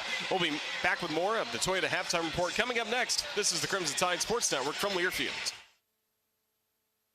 Are you thinking about buying medicine online? A search for online pharmacies yields more than 20 million results. But which ones can you trust? Medicines bought from unlicensed online pharmacies can be dangerous. You may get a fake drug, your condition may get worse, or you may experience a bad reaction. Don't put your health at risk.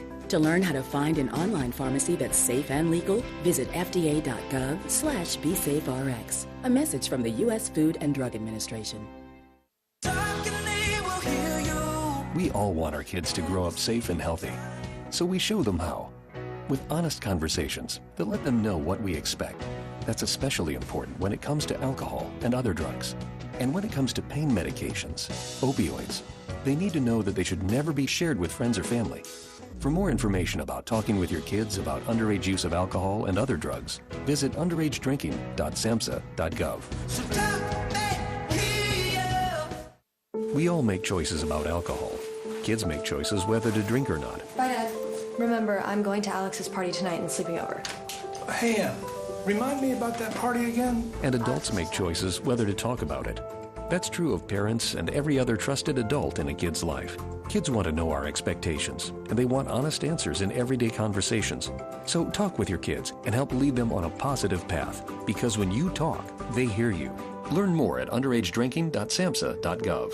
Meet Ed, movie buff, animal lover, safe driver. 5 years of driving an ambulance teaches you a thing or two. If people knew what I know, lives could be saved. When I see a car trying to rush past a turning bus, I get concerned.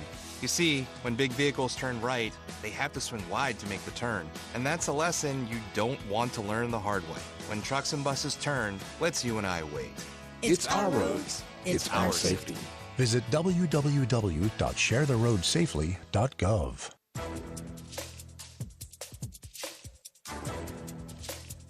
This copyrighted broadcast is an exclusive presentation of Learfield under the broadcasting rights granted by the University of Alabama. Reuse of this presentation is prohibited without the expressed written consent of the university and Learfield. Announcers are provided by Learfield and approved by the university.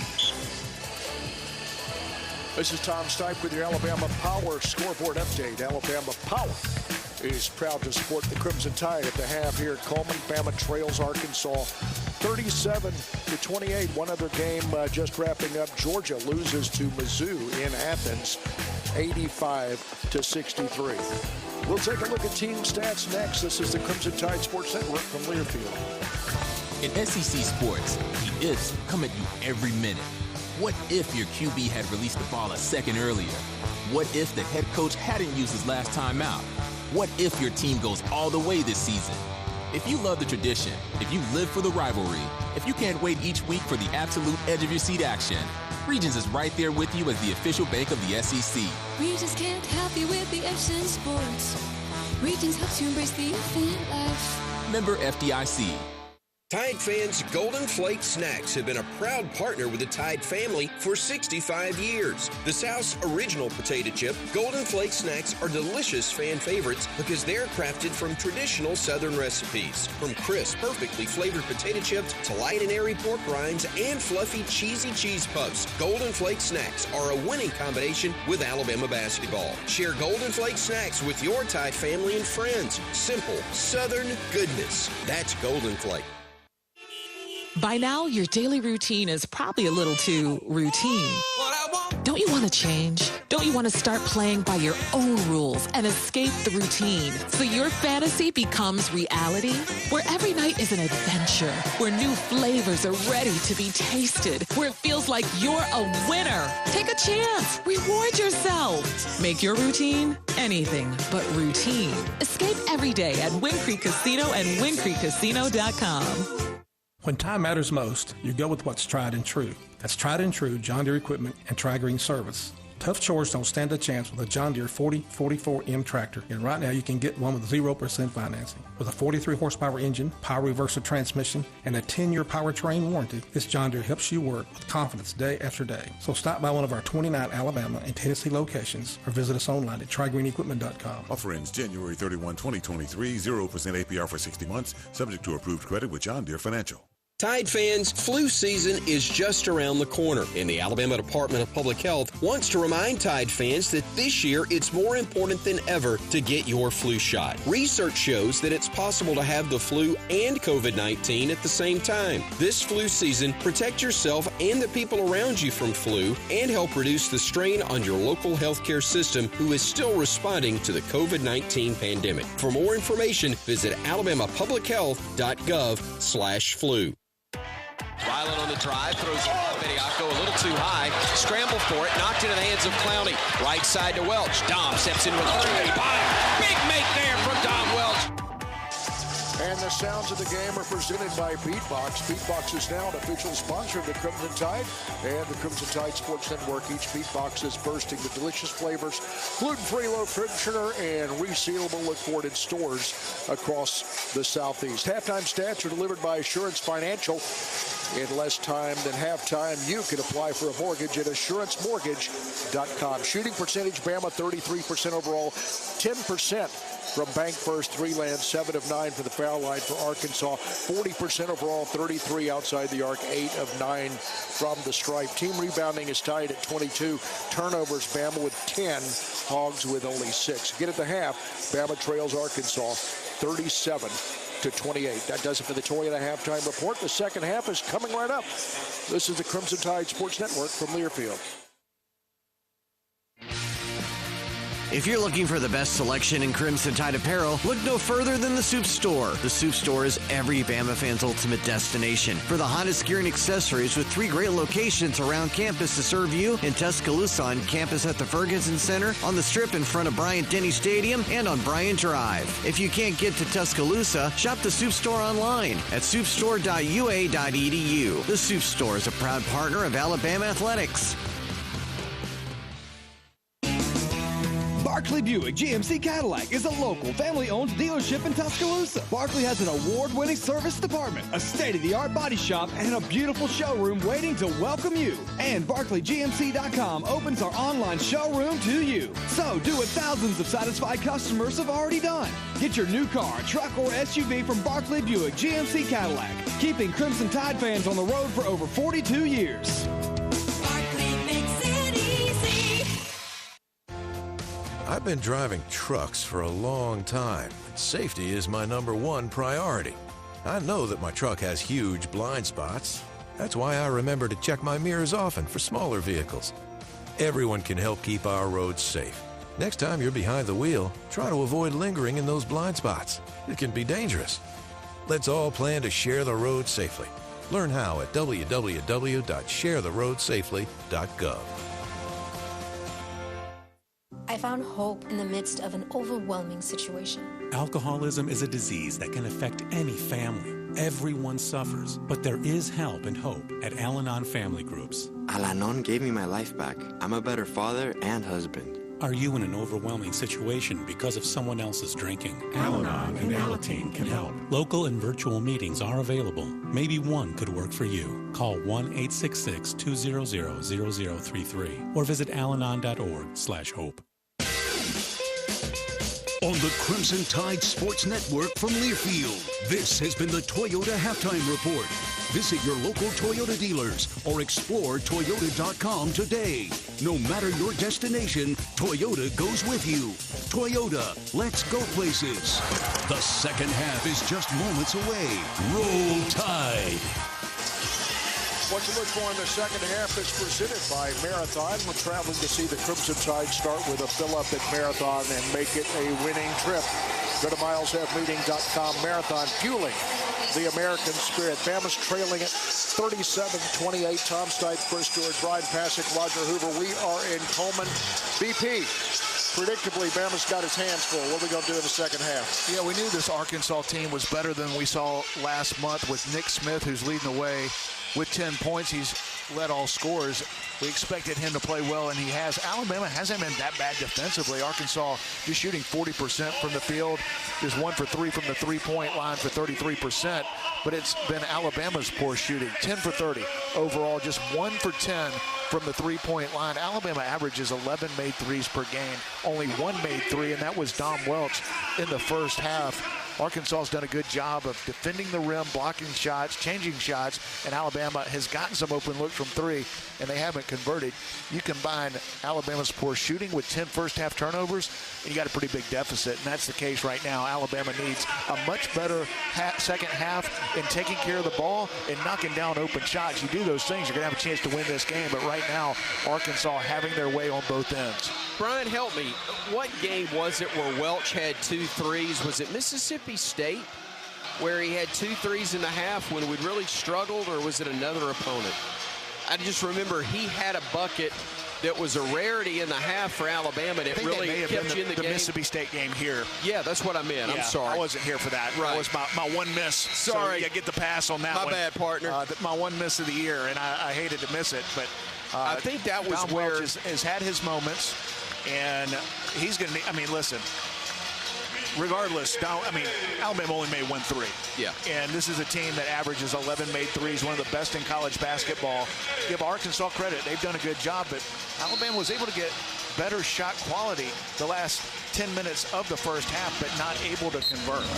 Hogs get the ball first to begin half number 2, and again, they've got a 37-28 lead. They'll bring it front court with Black, handing it off to Walsh, who gives it to Davis. Little curl out high with Smith taking it right side, stops at the elbow, works away from a defender, and kicks it back out to Davis. Davis playing off of a screen, gets to the wing, now gets inside the arc. His jumper is up, it's no good, and the rebound's by Clowney. No red shirts in the paint there. Bama, nice job boxing out. Here's Quinterly the other way. He gets the start to the second half. Quinterly to Clowney, back to JQ. A bounce pass to Clowney. Going in and throwing it down. That is a nice start to the first offensive possession of half number 2. High pick and roll, Noah Clowney attacking the basket. We saw that late in the first half, hopefully a sign of things to come here in the second 20 minutes. Mitchell with the basketball as the Hogs have it, up by 7. Left corner, they go to Black, into the low post to Mitchell, spinning, throwing it back out to Black on the wing. Black off of a screen, will throw a little teardrop up, no good. Clowney the rebound, outlet pass to Miller, we got a 2-on-1. JQ, the lob to Miller, oh mercy, climb the ladder, jumped off the top of it, threw it down, and Bama's to within 5. A couple of beautiful passes from Javon Quinterly to start the second half. He gets the second half start. Good decision by Nate Oates. Throws it up high. Brandon Miller runs the floor and throws it down. Mitchell to Smith in the paint. 12-footer is good, and it quiets the crowd for a moment. But Bama will run the other way in a hurry with JQ. Quinterly left side, directing traffic from there. Looking for Miller, gets it to it. Miller spinning off of a screen from Bediako, trying to shake free from Davis. Goes to his right, crosses over, gets into the paint, got bumped, shot up, went in. No whistle, but a shot from Miller, and he's starting to heat up. That's great defense by Devo Davis with Arkansas. Better offense by maybe the best player in the country, Brandon Miller, with a floater in the lane. Miller with 11, and Alabama's to within 5 again. Hogs the other way, corner 3, Smith, good again, quieting the crowd briefly once again as the lead goes back up to 42-34, the 8-point advantage. Clowney, the handoff to Sears, deep 3 left side, no good. Rebound fought for. Bediako had a hand on it, but it was touched last by, they say, a tie-up, and the arrow's going to favor Alabama. I think that's the right call, as you had 2 guys both holding it as they went out of bounds, both Mitchell of Arkansas and Bediako of Alabama. Boy, those 2 big makes from Smith, really a difference maker for the Hogs.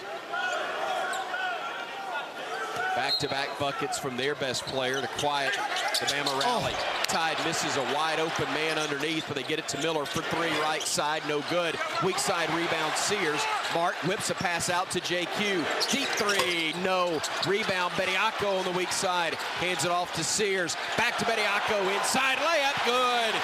3 opportunities for Alabama getting on the offensive glass, started by Mark Sears. He has the assist inside to Charles Bediako. Gonna stop Bama, down by 6, 17-18 to go. Here's Black throwing it into the corner to Council. Council fakes a 3, gets into the lane, spinning against Miller, stops, tried to draw contact, dumps it off left side. Now they go to Smith, leaner from the baseline, short, rebound tipped out, grab by Miller, look out, Miller front court, Miller down the lane, steps through, had it knocked out of bounds, touched last by the Hogs with 16:58 to go. The trailer on the play, I believe, was Smith who got a hand on it. And Brandon Miller wanted the foul, felt like he got hit across the arm going up to the basket, but great defensive play. You know where Arkansas wants to go. They went to Nick Smith, great contest by the Alabama defense that started the Bama fast break. JQ to inbound it, does so to Miller, top of the arc. Brandon back to JQ near side. Quinterly playing off the screen for Bediako, had it poked away, scramble back into the hands of JQ, left-handed shot, it's up, it is good, he is fouled, and a chance for the and 1. How about Javon Quinterly here in the second half? Gets the second half start, making plays. Had a couple of beautiful passes, one to Noah Clowney who finished at the rim. The alley-oop to Brandon Miller in transition. This time he picks up the loose ball, takes the foul, finishes with the left hand, and a big 3-point play coming up for JQ. Quinterly the make, drawing the foul from Smith, his first. Team foul, the first on the Hogs this half, and Quinterly trying to make this a 3-point game. Free throw up and good, and he has done just that. 42-39. Crimson Tide clawing back after trailing by as many as 11 in the first half, by 9 at intermission. Devo Davis right side with a dribble. Backing it out beyond the arc again. Feeds it off to Black between the circles. He drives right, steps through in the lane. Floater short, rolls around, ball batted around. They get a reset onto the right wing. Around to Davis, and now back to Council on the right side. Council trying to step back. Council crossing over into the lane. Shot tied up. No, they're going to call a foul on Noah Clowney. Clowney guilty of the foul, and that will be personal number 1 on Noah Clowney. They said he was shooting. I thought he passed the ball off at the last minute. And it looked like there was a foul on the floor, but they'll call it up high as they said he was shooting. Aggressive move by Council. Going to the basket, and he'll get rewarded at the free throw line. Council hits the first. Arkansas for the ball game now 9 of 10 from the free throw line. Bama 8 of 10. As we'll see Clowney exit and Dom Welch comes in to replace him. Welch had some really good minutes in the first half for the Crimson Tide. 16-19 to go. Hogs by 4, trying to get it to 5, and they do as Council hits them both. So 44-39 is the score. Quinterly will bring it up for the Crimson Tide. JQ, who's got 7 points and a couple of assists, will drive left. He'll get underneath the basket. Reverse layup good. And all the good JQ has brought it today. And Alabama's back to within 3. The explosiveness of Javon Quinterly, able to get past a really good defender and all by himself at the rim. Black trying to work his way in. They're going to call a foul on Dom Welch. Black drawing that contact and bringing us to our first media timeout of half number 2. 15:55 to play. 44-41 Arkansas with a slim lead over Bama here on the Crimson Tide Sports Network from Learfield. Southern homes are particularly vulnerable to termites. In this climate, you need guaranteed protection. You need Cook's Pest Control and Centricon. Termites attack the Centricon stations, exposing themselves to an agent that eliminates their entire colony. Upgrade from old-fashioned liquid service to the proven protection of Centricon and Cook's Pest Control. Call Cook's today for a free evaluation. Looky, looky, looky, here comes Cookie, Cook's Pest Control. In America, the future belongs to everyone. So we designed the Ford trucks of the future for everyone. Ford F-Series, America's best-selling trucks for 45 years straight. Made for performance and capability on and off-road. Because the trucks of the future aren't designed for a few. They're built for America. Ford F-Series. Drive one today. Based on 1977 to 2021 calendar year total sales.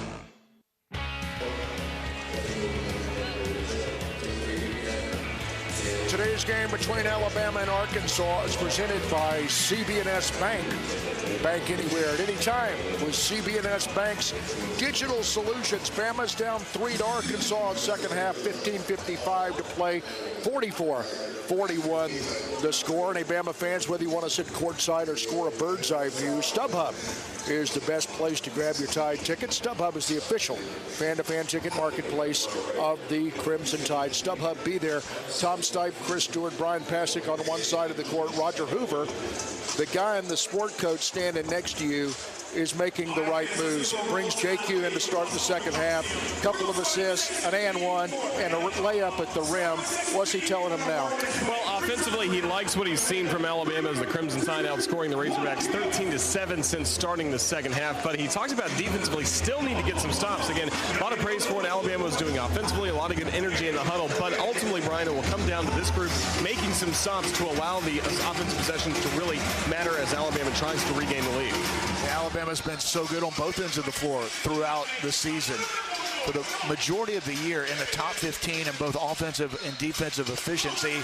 And when you're down 9 at half against a really good Arkansas team with Nick Smith playing at the level he's playing at, you got to get it done on both ends. Fortunately, Alabama's come out attacking on the offensive end, led by Javon Quinterly, who has done the job, a couple of assists. He's got 5 points, had the and one, and he is running the Alabama offense. Still, Alabama not able to get loose from the three-point line. 1 for 13 for the game, over 3 since halftime, but getting the ball to the rim with the dribble drive, and it's been JQ, as Tom mentioned. Good decision by Nate Oates to start his veteran point guard here in the second half.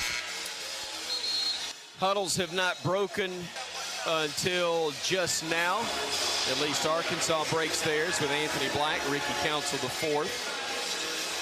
It's like Devo Davis will be out there along with Nick Smith Jr. and also Mikel Mitchell. Alabama finishing up around Nate Oates with Mark Sears, Brandon Miller, Javon Quinterly, Charles Bediako, and Dom Welch as their 5. 2 shots upcoming for Anthony Black, who so far has a couple of points, an assist, and 2 fouls in this one that he picked up very early. Played only 8 minutes in this game. 1 of 3 from the field and 1 of 1 from the free throw line as he knocks down his first try of the night. Arkansas a year ago led college basketball in free throws attempted per game. They're not quite there, but they do shoot a really good percentage. They have been almost flawless from the free throw line throughout this one. Friendly roll on that one. Hit the rim 3 times, then settled through the net. He gets them both. The lead's at 5 again. 46-41 here on a Saturday afternoon at Coleman Coliseum. Sears, top of the arc, playing off the screen from Bediako. Weaves through traffic. Gets to the rim. Stops, spins. Lost it, got it back. Shoots it. Had knocked away and controlled by Arkansas. They'll throw a bounce pass ahead to Davis. Reverse layup, no. Taken off the rim by Welch. Here comes Bama the other way. Quinterly front court. JQ on the wing. Let's fly from 3. Short. Rebound tipped into the hands of Quinterly. Got hacked. A foul is going to be called, and that will be on Ricky Council, the 4th. Alabama still can't get a 3 to go down. JQ has played so well. Shot it very well from 3 over the course of his career, but that one didn't look good, a little short, but able to get it back. Alabama with a second chance opportunity. Great hustle defensively. Looked like Arkansas was going to have a layup. They had numbers, but the hustle of Brandon Miller changed the shot, forced the miss. Bama 1 of 14. Quick inbounds pass to Welch, who lays it in. Great assist from Quinterly, and Bama is back to within 3. 46-43 our score, 15-10 to play. Hogs front court with Black.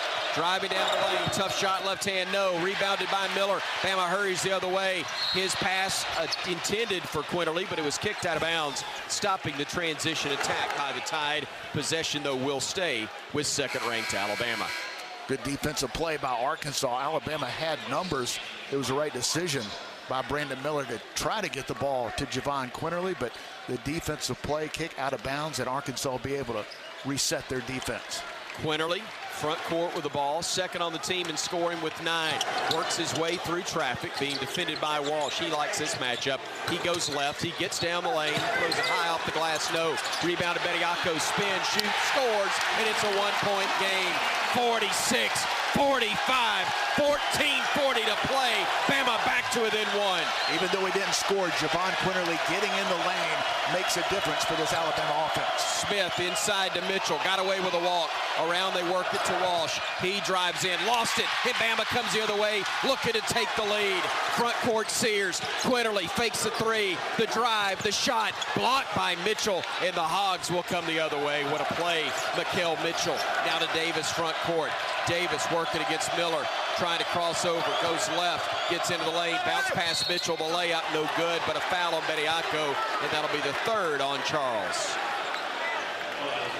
Missed opportunity on the offensive end, but you don't mind Javon Quinterly trying to take it inside. That's where he's had so much success here in the second half, but Arkansas, the best shot blocking team in the SEC, the Mitchell brothers doing the job, gets the deflection that starts the Razorback fast break, and Arkansas having some success with their high pick and roll. The nice pass inside to Mitchell, who'll go to the line for 2. Mitchell's first attempt upcoming, and that one is in and out, no good. That is only their 2nd miss in 14 tries as a team. Mitchell 1 of 2. Sears out, Bediako out, having picked up his 3rd. Mitchell's 2nd attempt upcoming. Taking his time. Shoots, misses, rebounded by Dom Welch, and Alabama again a chance to take the lead. Ahead they go to Miller, lays it in, and the Tide is back on top on a great feed from Javon Quinterly. Timeout Arkansas, 14:01 to go, and listen to this Coleman Coliseum crowd.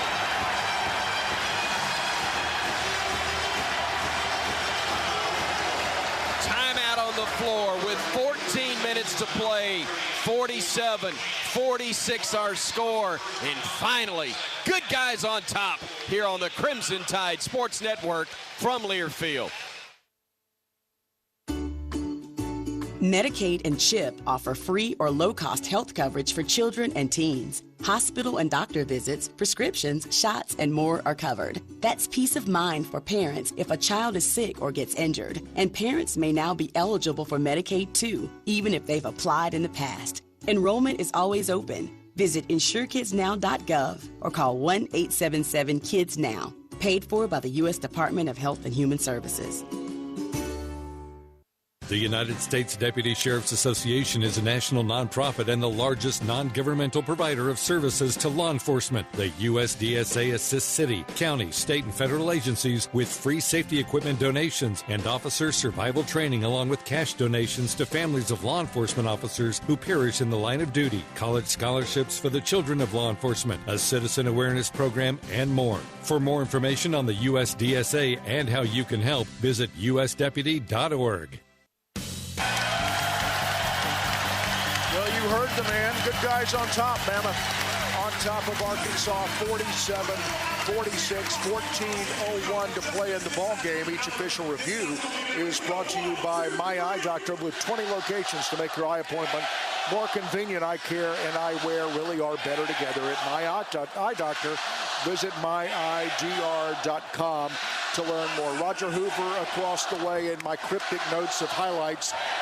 My sheet for the second half says number 5, number 5, number 5, number 5. What do you have to say about that? Not sure. Justin Thomas right now getting such a loud ovation I can barely hear you, Tom. The two-time PGA champion and the reigning PGA champion has been sitting courtside with Nick Saban, Miss Terry, and Greg and Regina Byrne, just enjoying this ball game and enjoying seeing the Crimson Tide burst in front like we've seen on a 6-0 run over the last 1 minute and 18 seconds. As Alabama, so far, really good huddle. Energy was great for everybody coming off the floor, knowing that Arkansas called timeouts, trying to slow down this 6-0 Alabama run. So kind of business as normal in the huddle for the Crimson Tide, just talking over offensive and defensive strategies, because they know there's still such a long way to go in this game. 14:01 left, Bryan. You know Arkansas will respond. Arkansas playing well on both ends of the floor, but as Jimmy Dykes and Tom Stipe call it, number 5 in white, I'll call him Javon Quinterly. He's playing really well. 9 points, 4 assists, all 4 of those assists here in the second half, and he has been a difference maker. Had a beautiful look ahead. One of the few times the Arkansas defense fell asleep, leaving Brandon Miller all alone at the basket. Alabama able to capitalize and score at the rim. Javon Quinterly looking like the SEC tournament MVP from a couple of years ago. He was the best point guard, I thought, in college basketball at that time. The way he was playing late in February, into March, into the SEC and NCAA tournament. Is that a sign of things to come? I hope so. Alabama's got the best player in the country and Brandon Miller, and adding Javon Quinterly to the mix with the way he's starting to play. That's good news for Alabama. But right now it's about the last 14:01 of this game. Alabama able to come back from 11 down to take the lead, but you know you're going to get a shot from Arkansas. This is an Arkansas team that looks like the top 10 projected team to start the season. A big reason why they struggled this year is they haven't had Nick Smith through most of the season. They've got him now. He's playing at a high level, leading the Razorbacks in scoring. Hogs with the basketball. Bama did lead briefly in the first half for a couple of possessions, but the Hogs led it by 9 at the break. They've been up as many as 11 in this ball game. Smith on the drive, working against Miller.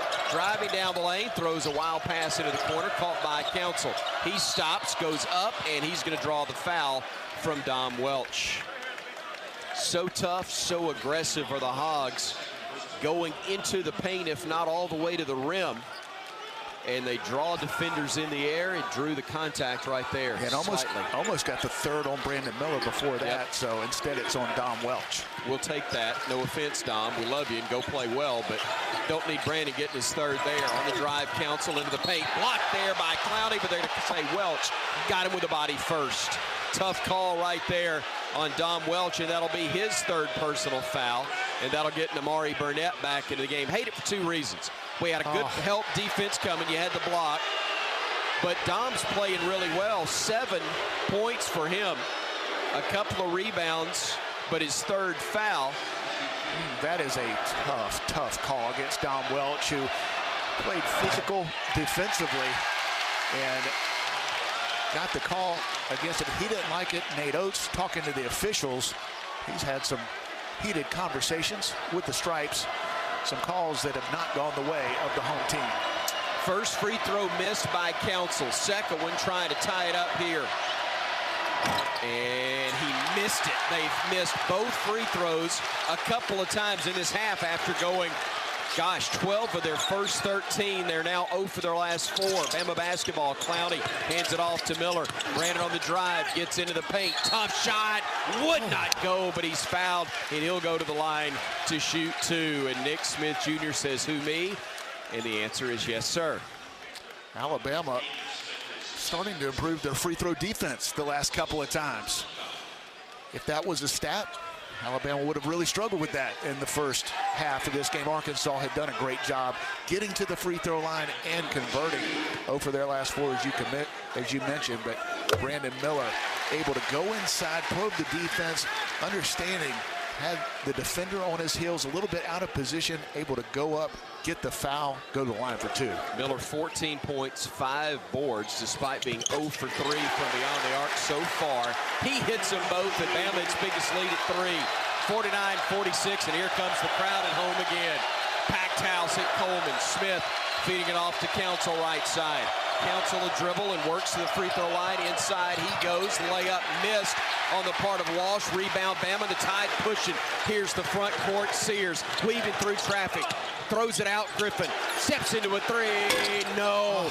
Rebound. Fought for. Clean by Burnett. And Amari took it away. Now to Miller. Down low. Clowney who lost it. And it's taken away by Walsh. Boy, Clowney would have had a dunk. But now the Hogs run the floor. They go inside to Council. Wild shot. No. Rebounded by Clowney. Here comes the Tide again, up by 3. The last 2 interior defensive plays by Noah Clowney. Spectacular on that end of the floor. Miller with it far side. Crossing over. Working against Black. Miller trying to shake free. Miller crossing over into the paint. Runner. Left hand layup. Good. Alabama by 5. Miller's with 16. Timeout Hogs. 12:22 to go.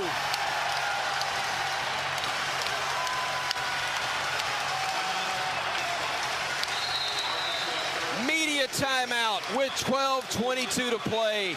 Bama its biggest lead at 5. 51-46 on the Crimson Tide Sports Network from Learfield. When the game goes into overtime. But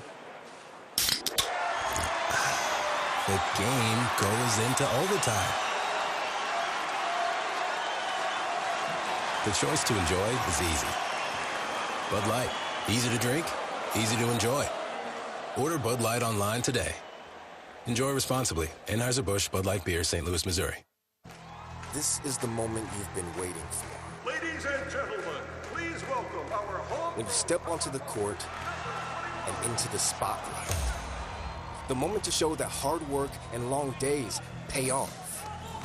Because when that final shot leaves your hands and we leave our seats, that powerful moment connects us all. Alabama Power is a proud supporter of the Alabama Crimson Tide. Power for a better Alabama. 12:22 to go in the ball game. Bama on top of Arkansas, 51-46. You can protect your team by getting the COVID-19 vaccine. Remember, in Alabama, Tide fans ages 12 and older are eligible. For more information, visit alcovidvaccine.com. Across the way, a little quieter right now. Roger Hoover, can you hear me? I can hear you now. Thank you so much, Tom. Stipe as the Crimson Tide once again had a really player-led huddle, whether it was Amari Burnett as well as Rylan Griffin, kind of talking about what they're seeing. Mostly on the defensive end, Amari Burnett was talking about how just Alabama has got to find a way to string some stops together, and that message was echoed by the coaching staff, because right now, Alabama on a 10-0 run. Bryan trying to keep that going, trying to keep the Razorbacks from scoring. Yeah, and what a defensive performance by Noah Clowney. Obviously, we talk a lot about Brandon Miller, rightfully so, maybe the best player in college basketball, leading the way for Alabama with 15 points. But Noah Clowney, 7 points, 11 rebounds, and a couple of plays that he just made defensively to start Alabama fast breaks. Incredible. It looked like Arkansas was going to score at the rim. He's either blocking or changing shots, and Alabama's gone small a little bit for this in this game with Charles Bediako on the bench in foul trouble. Noah Clowney doesn't get the headlines of Brandon Miller, but he is a difference maker on this team, especially on the defensive end. Bryan, you've been coming here a long time. The energy, the enthusiasm from this Alabama crowd. It's a sellout. We've seen those before, and it can be not quiet when you got to sell out, but maybe not a help all the time. It's a help today. It's a big help, and this team seems to be feeding off of it as well.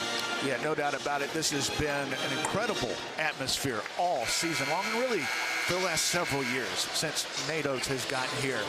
The students have been incredible, going back to Fluff and the job that he did in the student section, kind of setting the tone for the students in Alabama to be recognized as one of the best student sections in college basketball. That tradition is carried over. It's indeed. Davis will bring it front court for the Hogs with 12:15 to play. Davis surveys the floor, dribbles with the left hand, crosses over right, picks it up, gives it off to Council. 15 to shoot. Council poked away and taken away by Griffin, and he is fouled. A great play by Namari Burnett to knock it loose from Council. It was Griffin who picked up the loose ball to start the break, but he got fouled, and now Bama will go to the other end to shoot. No shots involved, but the Tide will have possession. Alabama's 1 for 15 from 3, but on a 10-0 run because they're getting stops defensively and scoring at the rim. A great defensive play by Namari Burnett. 5 team fouls on the Tide, 3 on the Hogs. Bama basketball, Clowney to Miller. Miller on the drive. Bounce pass to Clowney behind him, but a nice recovery to save the possession. 18 to shoot. Clowney picks up the dribble on the wing, finds Miller left side. Miller to the elbow. Miller shows the ball, drives in, lost it, and then he got a player hitting the deck, and that was a tough fall on the part of Anthony Black. Brandon Miller will pick him up, and they're going to call Brandon, I think, for the foul. And that's a tough break there on a kind of a loose ball play. That'll be the 3rd on Brandon. Well, Brandon went to the basket. Some contact there, not enough to warrant a foul call, and just a loose ball situation. Had a tough angle at it, but sometimes when a player falls hard, give the offensive player, in this case, the defensive player, the benefit of the doubt, and Arkansas gets it back. Smith, the teardrop, no good. Clowney, another miss. He's not letting anybody get a basketball when he's around. He's got a dozen boards to go with 7 points. JQ on the drive, flips it out. Griffin, near side, 3, no. Rebound, snatched out of the air by Smith, and here come the Hogs the other way.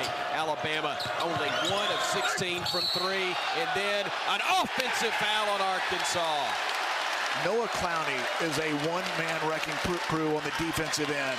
He's blocking shots, changing shots, getting every defensive rebound. This time takes a charge, and that's what you have to do when shots aren't falling. Alabama now 1 for 17 from the three-point line, but coming back in this game, still on a 10-0 run.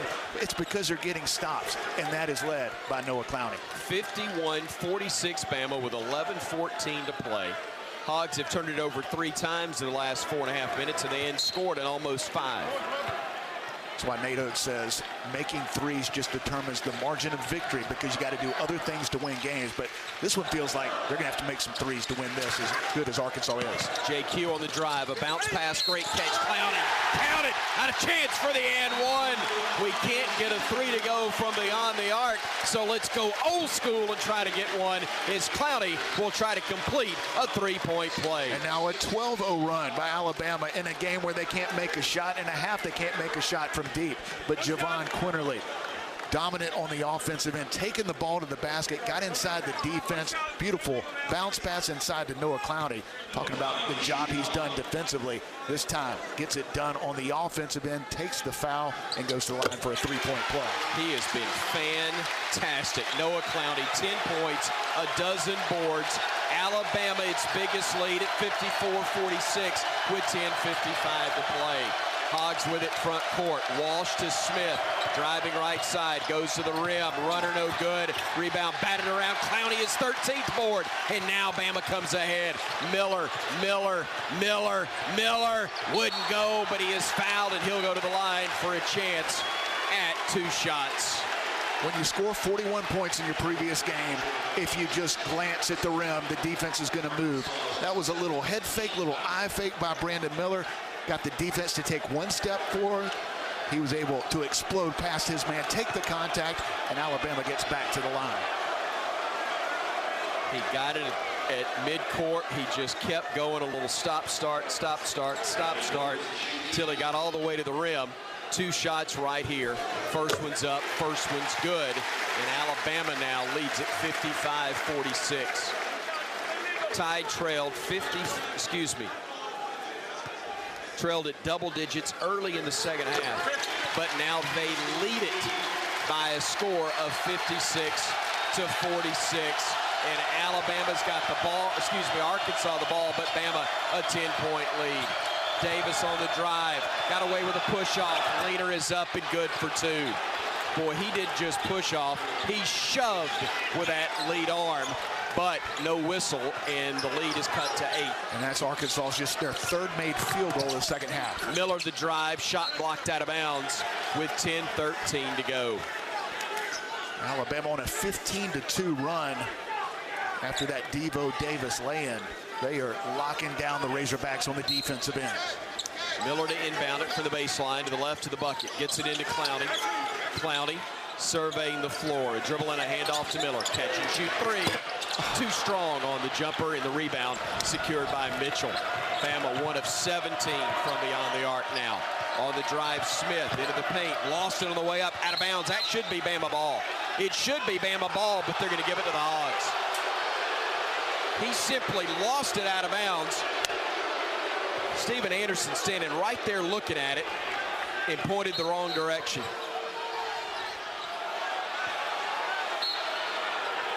Hogs the inbound for the baseline to Walsh. Now gives it off to Smith. Stops at the right elbow, gives it over to Davis. Davis backing it out. 14, 12 to shoot. Drives in, tough shot left hand. He's made back-to-back buckets that have made this a 6-point game, 56-50 with 9:37 to go. Hogs back in it. Quinterly out to Clowney for 3. Too strong again from deep is Alabama, and the Hogs rebound the miss. Alabama continues to get good looks from the 3-point line, just unable to convert, but got to get it done on this end of the floor. Council driving in, spinning, and did he walk, or they call a foul? They call a foul on the floor.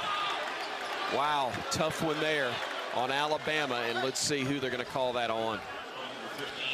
Alabama 1 for 18 from the 3-point line for the game, 0 for 8 since halftime, and several open opportunities from deep. Arkansas hanging around and fortunate because of those misses. Alabama with a chance to really extend this lead to double digits, but unable to because of a cold shooting afternoon. Clowney heads to the bench with his 2nd personal foul. 10 points, 13 rebounds in 24 minutes. A 1-and-1 for Council, and he missed it. And Bediako clears it for Alabama. Hogs were so good from the free throw line in the first half. They were 8 of 9. They got to 12 of 13, but then they throw it in the ocean. Driving, Quinterly, floater, good. JQ makes another one, and Bama leads by 8 with 8:57 to go. I think that ball got tipped. I thought it was going to be a goaltend, but ends up going in anyway. Council on the drive into the paint, and a foul's going to be called on Bediako this time. And on Charles, that will be his 4th. And that's what Arkansas does so well, drawing fouls, able to slow down just enough to take the contact from Charles Bediako. The block was clean up high, but able to create contact. Council does that about as well as anybody in the SEC. He'll go to the line for 2, and foul trouble once again for Alabama's star center. Bediako with 4, Miller with 3, Welch with 3. We had 3 players with 3 fouls at halftime in the first meeting in Fayetteville. Wound up winning it by 15 as Council knocks down the first of 2 shots. Here's Nick Pringle in as Bediako will exit. Mark Sears will check in, and Rylan Griffin will sit down for the tie. So Miller, Pringle, JQ, Namari, and Sears are the 5 out there for the tie. Second free throw upcoming for Council. Trying to make it a 6-point game, but he missed, and the rebound's claimed by Pringle. And he hands it off to Quinterly, and Bama will try to add to a 7-point advantage. JQ right side, throws a lob, Pringle caught it. Pringle goes back up, Pringle scores, and Pringle will go to the line. How about Javon Quinterly with a beautiful pass? He won't get credit for the assist, but ends up Actually, he will get credit. Yep. I thought it was a miss, but he just hung in the air, comes down, takes his time, and able to finish through contact. Javon Quinterly, what a floor game he's playing. His numbers aren't too bad. 11 points, now 5 assists, but the decision-making by JQ on the offensive end here in the second half, he has been a difference maker. Couldn't convert the and one, though, and the Hogs will clear it and come the other way in a hurry. 60-51 Bama, 8.5 to play. Davis driving, dishing to Black. He'll throw a lob, caught underneath by Mitchell. He'll throw it back out to Black. Black a dribble to his right, gives it off to Davis. Davis playing off the screen, gets into the paint, shoots a fall-away floater. It rolls off. Rebound tip twice. Scramble on the deck. Picked up by Mitchell to the cutter. Smith. Teardrop off the glass and in, and they're going to call a block on Alabama. I think they got Nick Pringle. He tried to slide in and take the charge. Not sure if he was in the restricted area or not, but officials emphatic with that call. As he was moving in, he was outside of the restricted area. That is a close call. Great effort by Nick Pringle, and a big three-point play coming up for Nick Smith. Free throw up. Free throw pops out. They can't buy one from the stripe as of late. We are so glad. 7-point Bama lead with 8 minutes to go. They're not a bad free throw shooting team. Can't make one. Alabama, a great three-point shooting team, can't make one. Oh, yeah? Oh, I thought Burnett was going to help flip it around for us. Couldn't get it to drop. He's Bama 1 of 19 from 3. They come the other way. Burnett almost got the steal. Walsh kicks into the corner. Council jumper, no. Rebound claimed by Pringle, and it was actually Anthony Black who missed the 3. Now it's Sears the other way. Sears playing off the screen. Sears inside the arc. Sears to the rim. Wow. And Sears gets it to go. Mark Sears, a huge make as Bama leads by 9 again with 7:25 remaining. Once again, great defense by Arkansas, better offense by Alabama and Mark Sears. Top of the arc, Mitchell hands it off to Smith. Smith in the lane, throws it down low to Mitchell. Mitchell spinning across to Walsh for the dunk. Walsh makes it a 7-point game again with 7 minutes to go. Bama basketball, front court, it's Quinterly. JQ getting a screen from Pringle, gets down the lane. The lob, Nick got fouled, got it back, put it up and in. There was no whistle, even though he got grabbed by the arm. A great athletic play to catch it, save the possession, and get the bucket to put Bama up 9 again. Sometimes the no call works in your favor. Should have been the call, but glad it wasn't. Push off, Smith, no whistle. Jumper, no good. Rebound fought for. Claimed by Alabama. Burnett wins the fight. Now it's Miller. Ahead to Namari. No look pass behind the intended recipient, and now the Hogs run the other way. Black has it knocked away by Miller, and the steal by Brandon. And he comes the other way, and he goes to the elbow, and he lets traffic go by, and he backs it out beyond the arc. And now he works against Smith, and now he's still got the dribble, and now finally they call a foul on Nick Smith II. Alabama can't make a shot from deep, but my goodness, the defense here in the second half. It's been Noah Clowney to start. That was an incredible defensive play by Brandon Miller to start the Alabama fast break. Timeout on the floor, 6:09 to go. 64-55, Bama leading the Hogs by 9 here on the Crimson Tide Sports Network from Learfield. You're never completely ready to adopt a teen. For late nights writing English papers. For your teen's music taste. For dinners where they talk more on their phone than with you. For the first time, they call you Mom. You're never completely ready to adopt a teen, and you can't imagine the reward. To learn more about adopting a teen, visit adoptuskids.org. Brought to you by the U.S. Department of Health and Human Services, Adopt U.S. Kids, and the Ad Council. Victor deployed for the first time to Afghanistan in 2003. He sustained a moderate traumatic brain injury. One of the most important elements of caregiving is taking care of yourself. For many military veteran caregivers, their caregiving journey starts earlier in life and lasts longer. Visit aarp.org/caregiving for a free military veterans guide to navigate your caregiving journey and better care for your loved one and yourself. Brought to you by AARP and the Ad Council. It's a 9-point game, and the good news is Bama's on top. 64-55, 6:09 to play in the ball game. Bama over Arkansas here in Coleman.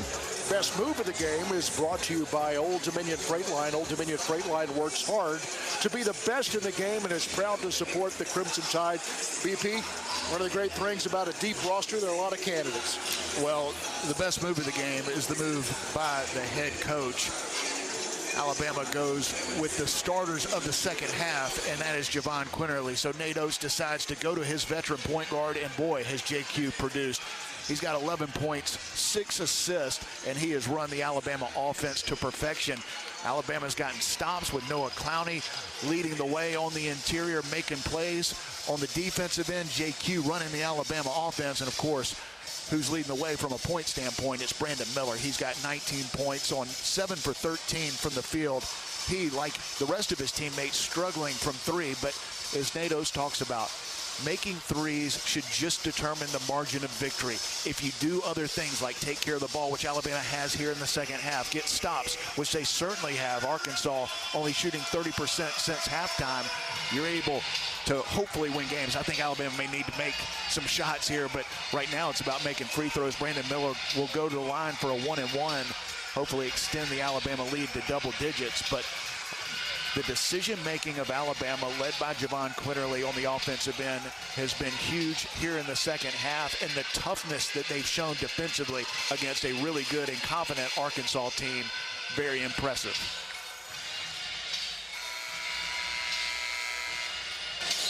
Impressive indeed, Bryan Passink. Roger Hoover, you're sitting right across from us. The energy in this building, so exciting. Yeah, it really is, and it's carried over to the Crimson Tide huddle, and especially in that huddle, everybody kind of singled out Nick Pringle for what he did defensively for the Crimson Tide. A couple of nice moments offensively as well, but everybody from the players, support staff, to the coaches, including head coach Nate Oates, singled out his great performance in that last stretch. Thank you, Roger Hoover. A great job again as our Cooks Pest Control sideline reporter. Bench reporter for this one is, again, Brandon Miller goes to the line. Shooting 1 plus the bonus with 6:09 to go. Free throw up, free throw is good. And Bama leads by 10. Once again, matching their biggest lead of the day. Arkansas led by 11 in the first half. Bama leads by 11 with 6:09 to go.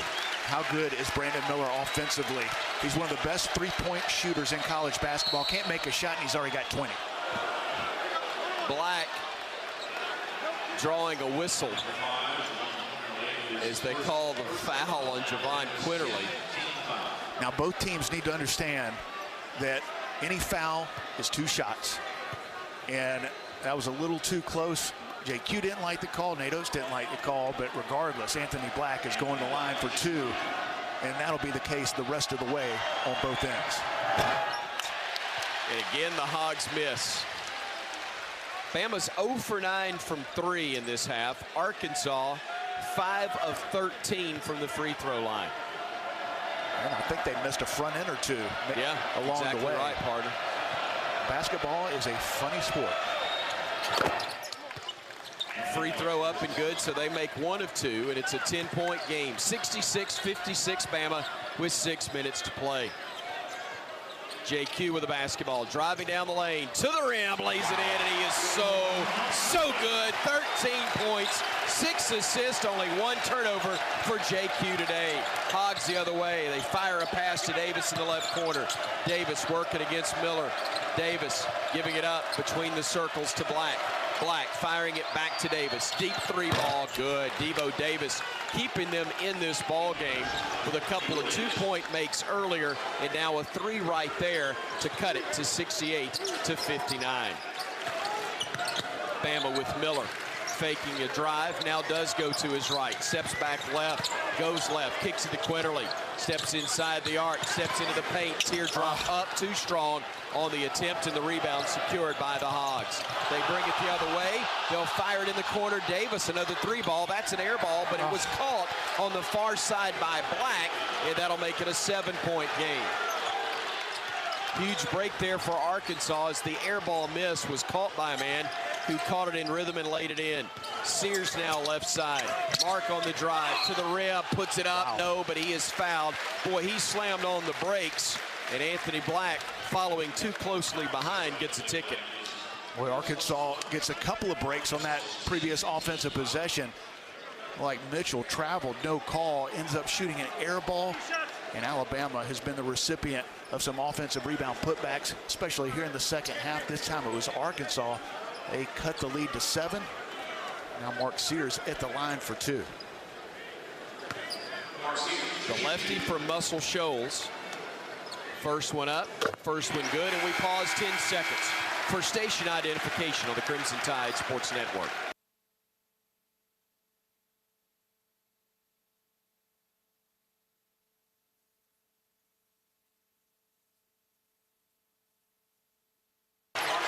Sears hits them both, and Bama leads by 9 again with 4:44 to go. Davis the other way for the Hogs to Black, working against Miller. Black with a left-hand dribble a couple of times. Now plays off the screen, goes to the wing, goes down the lane, dumps it off, and they're going to call an offensive foul. Guess who? Brandon Miller took the charge. Black called for the foul, and Bama up 9 will come the other way, and Anthony Black just fouled out. And if you want to know why Brandon Miller is considered by many as the best basketball player in college right now, it's because he gets it done on both ends of the floor. Yes, he's got 20 points, but the defensive plays he and his teammates have made here in the second half, that will help you win games. Great defensive play, sliding over, taking the charge, getting the ball back for his team. Javon Quinterly will bring it ahead for Alabama. JQ working against Council, goes to his right, stops, spins into the lane, brings it back out high, top of the arc, gives it off to Miller. 14 to shoot. Brandon driving left, puts it up with the right hand, shot blocked by the Hogs. It was Graham, and now they run the other way with Smith. Puts it up, blocked by Clowney. Grabbed by Smith, now to Davis. Davis down the lane, ball batted away and stolen by Clowney, and Alabama will come the other way. Noah Clowney, fantastic in this ball game today for Alabama on both ends. Now to Sears, top of the arc, 3-ball, caught underneath Griffin, lays it up and in. It was blocked on the attempt by Sears, caught out of the air by Griffin, lays it in, and Bama leads by 11 with under 4 minutes to go. On the drive, Council puts it up, lays it up, got it to go. That's a great shot by Ricky Council, and Alabama leading by 9 in no hurry to bring it up. You got to find ways to win when shots aren't falling. Alabama getting stops and a hustle play, this time by the freshman Rylan Griffin with the offensive putback on the previous offensive possession. Quinterly on the far side, brings it to the top of the arc. Quinterly now down the lane. Quinterly now back out. Miller, catch and shoot 3. And the lid came off. Our second bank first 3 of the day. 75-63 Bama. Hogs the other direction. Brick, rebound. Quinterly and Bama up 12, runs the other way. JQ lost it on the way up, and it's picked up by the Hogs. They give it off to Council, and a foul's going to be called on Sears. And take a breather, grab a towel, grab whatever you got to grab. But with 2:48 to go, we're heading down the stretch. Bama 75, Arkansas 63 on the Crimson Tide Sports Network from Learfield. At Red Diamond, we know that there's simply nothing better than the perfect sip of fresh brewed iced tea. And we've been working hard to make sure choosing Red Diamond is always easy. With only simple ingredients, water, tea leaves, and pure cane sugar. Or no sugar. We make sure our tea tastes like, well, tea. Stop by your local cooler and pick up a gallon for a perfect sip today. Red Diamond. Perfect's not easy. Game day is full of ifs. Like if Alabama can take home another Iron Bowl victory. Who knows? But if you want the most convenient way to pay in T-Town, get the University of Alabama Regents Visa debit card. Tap to pay contactless card technology and Locket card controls give you what you need on game day or any day. To order your card, visit regents.com/GoBama. Regents, official bank of the SEC. Member FDIC. Terms and conditions apply.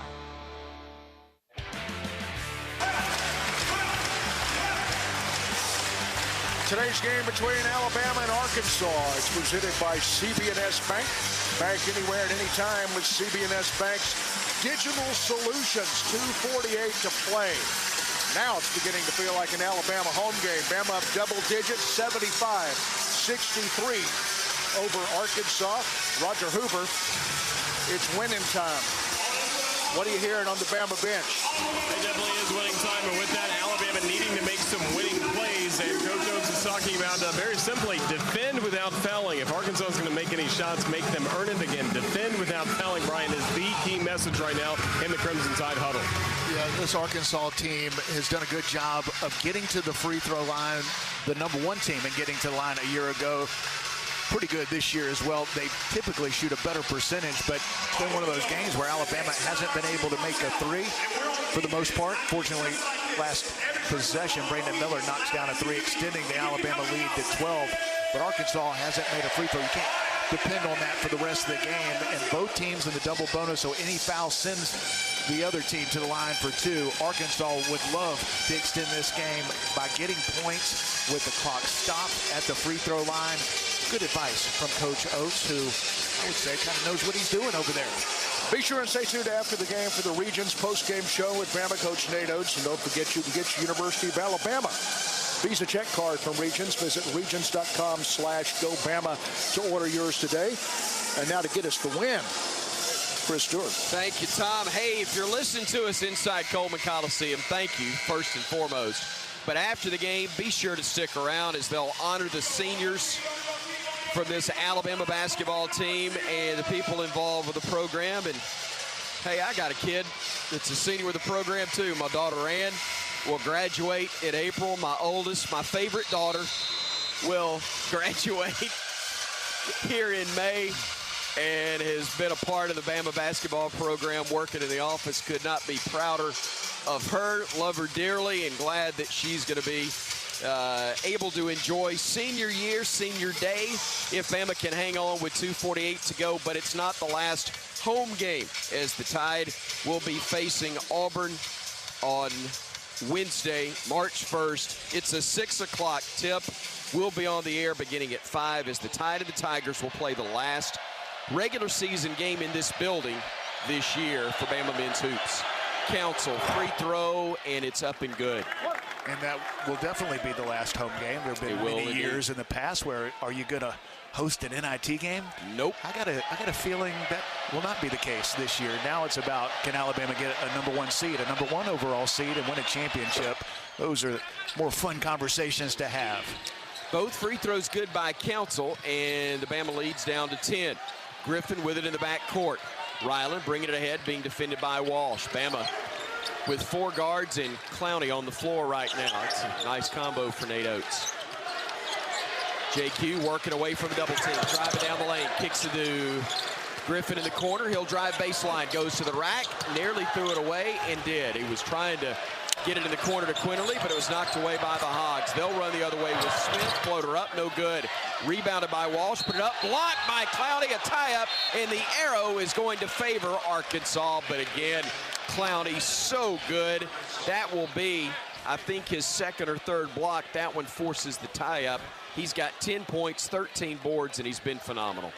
Noah Clowney has put on a defensive clinic here in the second half, and he hasn't been alone. His teammates, they have gotten it done on that end of the floor, and you got to figure out ways to win when shots aren't falling, and shots have not fallen here for Alabama in this game. One of the best three-point shooting teams in the country, averaging 11 makes per game. Alabama just 2 for 21 from beyond the arc.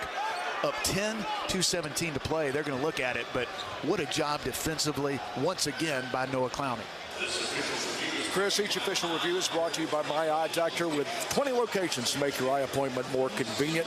Eye care and eyewear really are better together at My Eye Doctor. Visit myidr.com to learn more. Thank you, and thank you to Owen Short.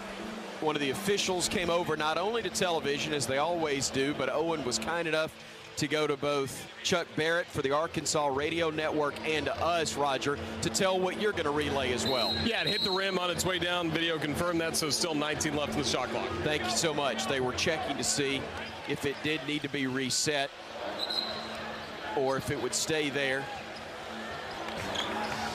But appreciate the communication from Owen Short telling us here courtside. 75-65, Bama, Arkansas with the ball with 2:17 remaining in the game. Inbounds pass coming from Smith, looking to get it in, and does in the corner to Davis. Davis will drive into the lane, goes at Bediako, hands it off. Charles trying to grab it, kept it alive. Scramble on the deck, picked up by Davis at 10. Davis left alone for 3, and it's good. A weird scramble play, and he got left, and he has been cutting us up in the second half, but Bama still leads by 7. Clowney will bring it front court for Alabama. Works away from a double team, needs help. Tried to throw it and then had it stolen. Smith on the drive, throws it down, and it's a 5-point game with 1:47 to go. Hogs not going away yet.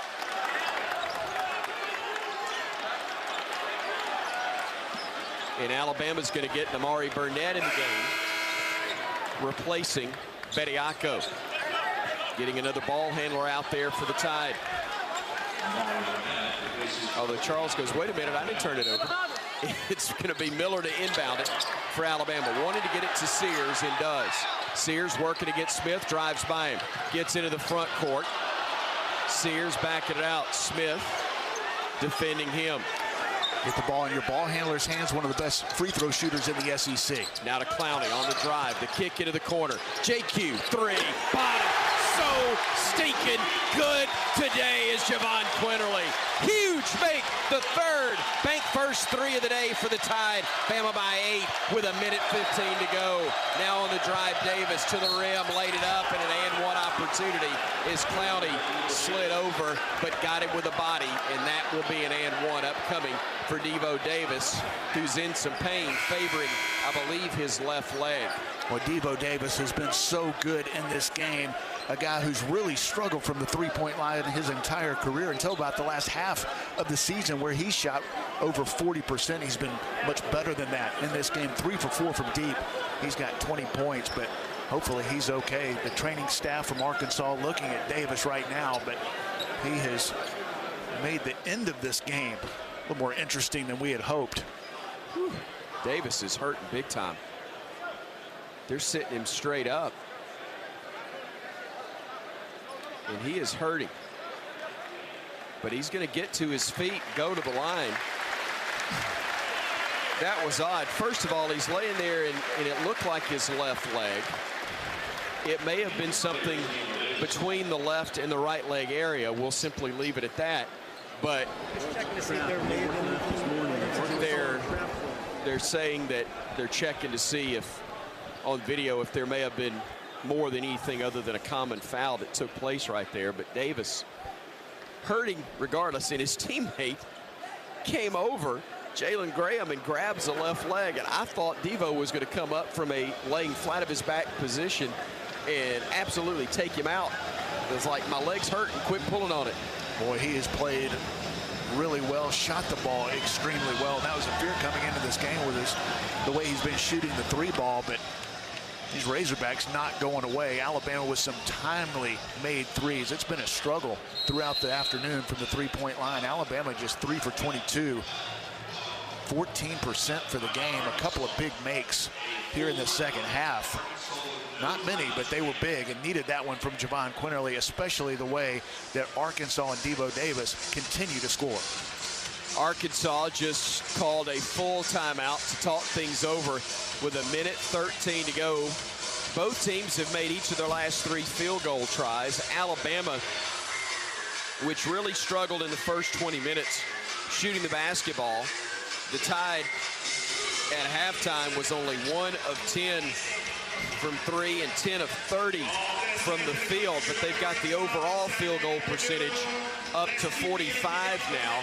This half alone, Alabama shot 56%. But look, while they've only shot 16% this half from 3-point range, going 2 of 12, Bryan, they have made now 85% in the first half, and 91% of the free throws in the second. 17 of 20 for the game, while the Hogs have made just 16 of 25. Well, Alabama's 19 for 24 from 2 here in the second half. So although the threes haven't been falling, they've been able to score at the rim. Some high pick and roll, some offensive rebounds, attacking the rim, trying to figure out other ways to win this game when the three ball's not falling. They've done it for the most part with defense, with the exception of the last few minutes, and Devo Davis catching fire. But offensively, Alabama attacking the rim, getting to the line, converting. They're going to need to get back to the line here the last minute 13 of the game, because Arkansas is going to foul.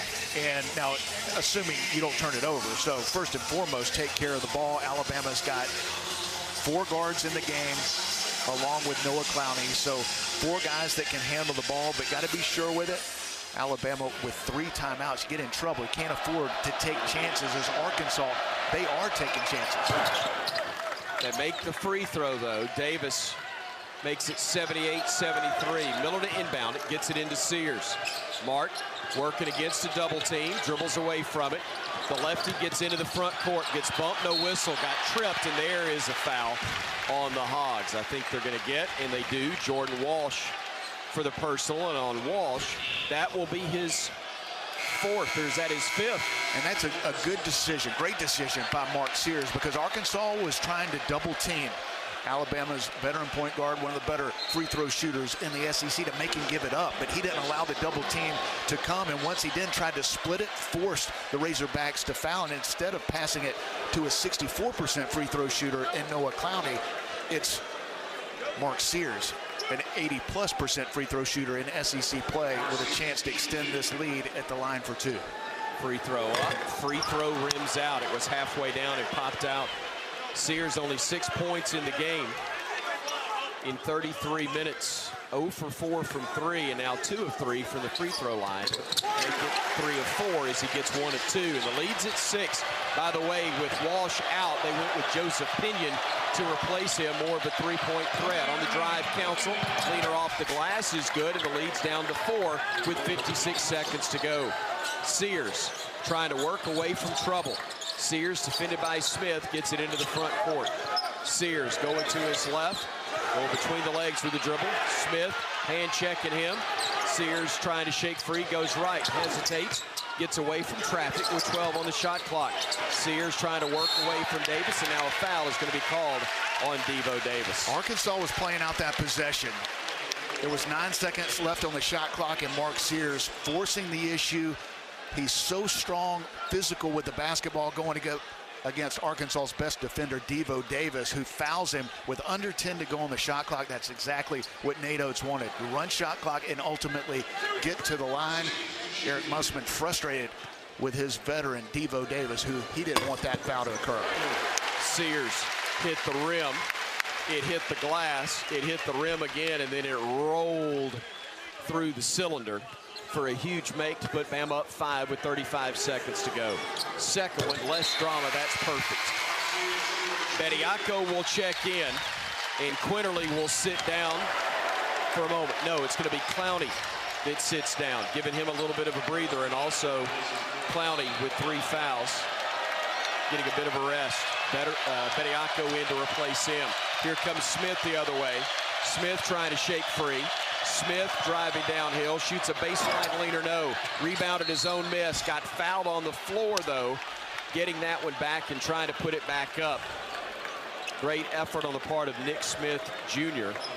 after missing the leaner from the baseline, had it bounce back to him. Well, it was great defense by Mark Sears, but the ball just went over his head right to Nick Smith. 80% free throw shooter, a chance to cut into this Alabama lead with just over 23 seconds to play. Makes it a 5-point game, 81-76, with 23.3 seconds left. Bediako will exit. Clowney will come back in, the better free throw shooter of the bigs. Smith, free throw up, free throw good, and the Hogs are to within 4, 81-77. Bama getting it into Sears, and he immediately gets mugged by Devo Davis. Well, Mark Sears has done a great job of finding the ball, getting open. Arkansas knows where Alabama wants to go with the ball. You've got Brandon Miller bringing the ball in. because of his size, he can see over the defense, and they're looking for Mark Sears. And it is not easy to get the ball in against the Razorbacks, especially Devo Davis, one of the best perimeter defenders in college basketball. But Mark Sears, so crafty, smart, and strong, able to get the ball and once again draw the foul.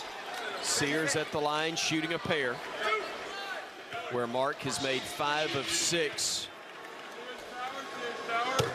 Make it 6 of 7. String music courtesy of Tom Stipe. Well, I guess Mark Sears, but Stipe brought it to you. 82-77 is the lead is at 5. Free throw up, free throw good. Bama by 6 with 22 and a half to go. They inbound it to Council.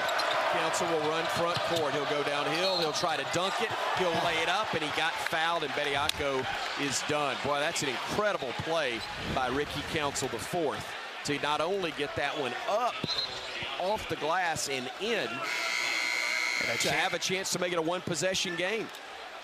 Boy, what a play by Council. Really good defense. He was able to draw the foul, hang in the air against 2 outstretched Alabama defenders. And Arkansas continues to fight on the offensive end, making difficult plays. Bediako fouls out, having scored 6 points, but 10 rebounds in 19 minutes of work. And Council trying to make it a one-possession game with 18 seconds to go. Got to box out, fellas. Free throw up. Free throw is good. It hung on the rim and fell through. One-possession game with 18 seconds remaining. Bama trying to get it to Sears, and they do, and he's fouled immediately by Nick Smith Jr. We talk about Sears back to the line again. We talk about the little things before the game in the pregame show, and it may seem like a little thing, but getting open against full court pressure when the goal of Eric Musselman and the Razorbacks are to keep the ball off of Mark Sears is impressive. He's gotten it every single time, and that is just high basketball IQ, strength, and great decision-making by the inbounder, Brandon Miller, and Mark Sears able to come to the ball. The lefty putting it up and knocking down another one to get the lead up to 4 with 17 and a half to go. That is a huge make on the part of Mark Sears, trying to make it a 5-point lead. And he does. Wow. Jaden Bradley will check in, replacing who? Who you replacing? Sears, I believe. We'd like to play with 6, but we can't. So Bradley will check in to replace Mark. Got to make Arkansas use some time bringing the ball up. They have been able to shoot down the court quickly and score at the rim or from 3. Smith front court, trying to drive, stepping back now, a deep 3, and he rattles it in with 8.8 to go. Bama inbounds it quickly to to Rylan Griffin, excuse me. You know what, we talk about the job of Sears to get open, but the man who's been inbounding the basketball has been Brandon Miller. Another thing that goes maybe undervalued and underappreciated about his game, that's the guy you want handling the ball, whether he's inbounds or not. Well, he is a ball handler in that situation, and it's not an accident that he's bringing the ball in. That is absolutely by design, and because of the offense for defense or defense for offense substitution, Mark Sears wasn't in the game to get it to the freshman Rylan Griffin, who goes to the line for 2. Griffin, a 74% free throw shooter, but he missed the first with 7.8 to go. And that means you need a make here so badly to try and make sure that the Hogs could only tie you with a 3. Clowney will exit, replaced by Sears. Come on, Rylan. Free throw up, free throw's good, and we lead by 3 with 7.8 to go. One stop, Bama. Inbounded to Council. Council front court, 5 to go, 4, a deep 3 at the buzzer, it's no good. Ball fought for, it's over, let's get out of here. 86-83 your final. Alabama holds off Arkansas, and the Tide beats the Hogs for the 2nd time this year.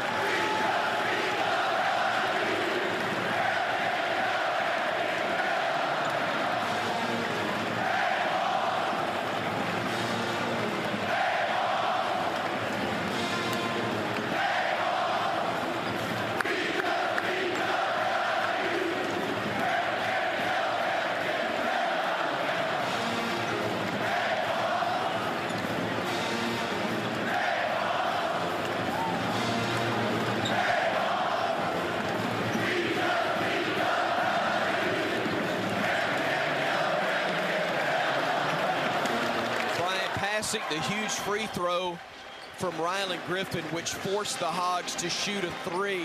But how appropriate that the guy who got a hand on it last for Alabama was Javon Quinterly, a strip.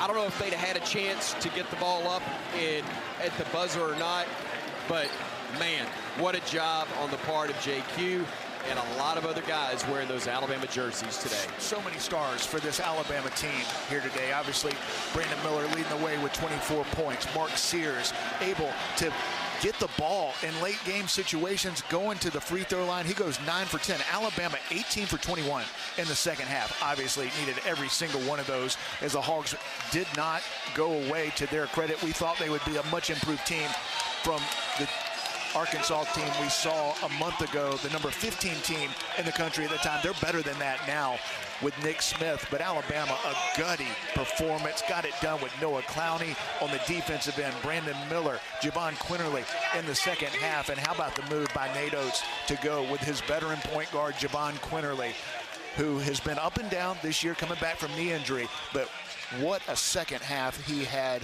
Javon with 16 points, 7 assists, doing the job offensively, making good decisions. And boy, it's hard to win games when you can't make a shot from the three-point line. Alabama made a couple here in the second half, but a struggle from deep throughout this game.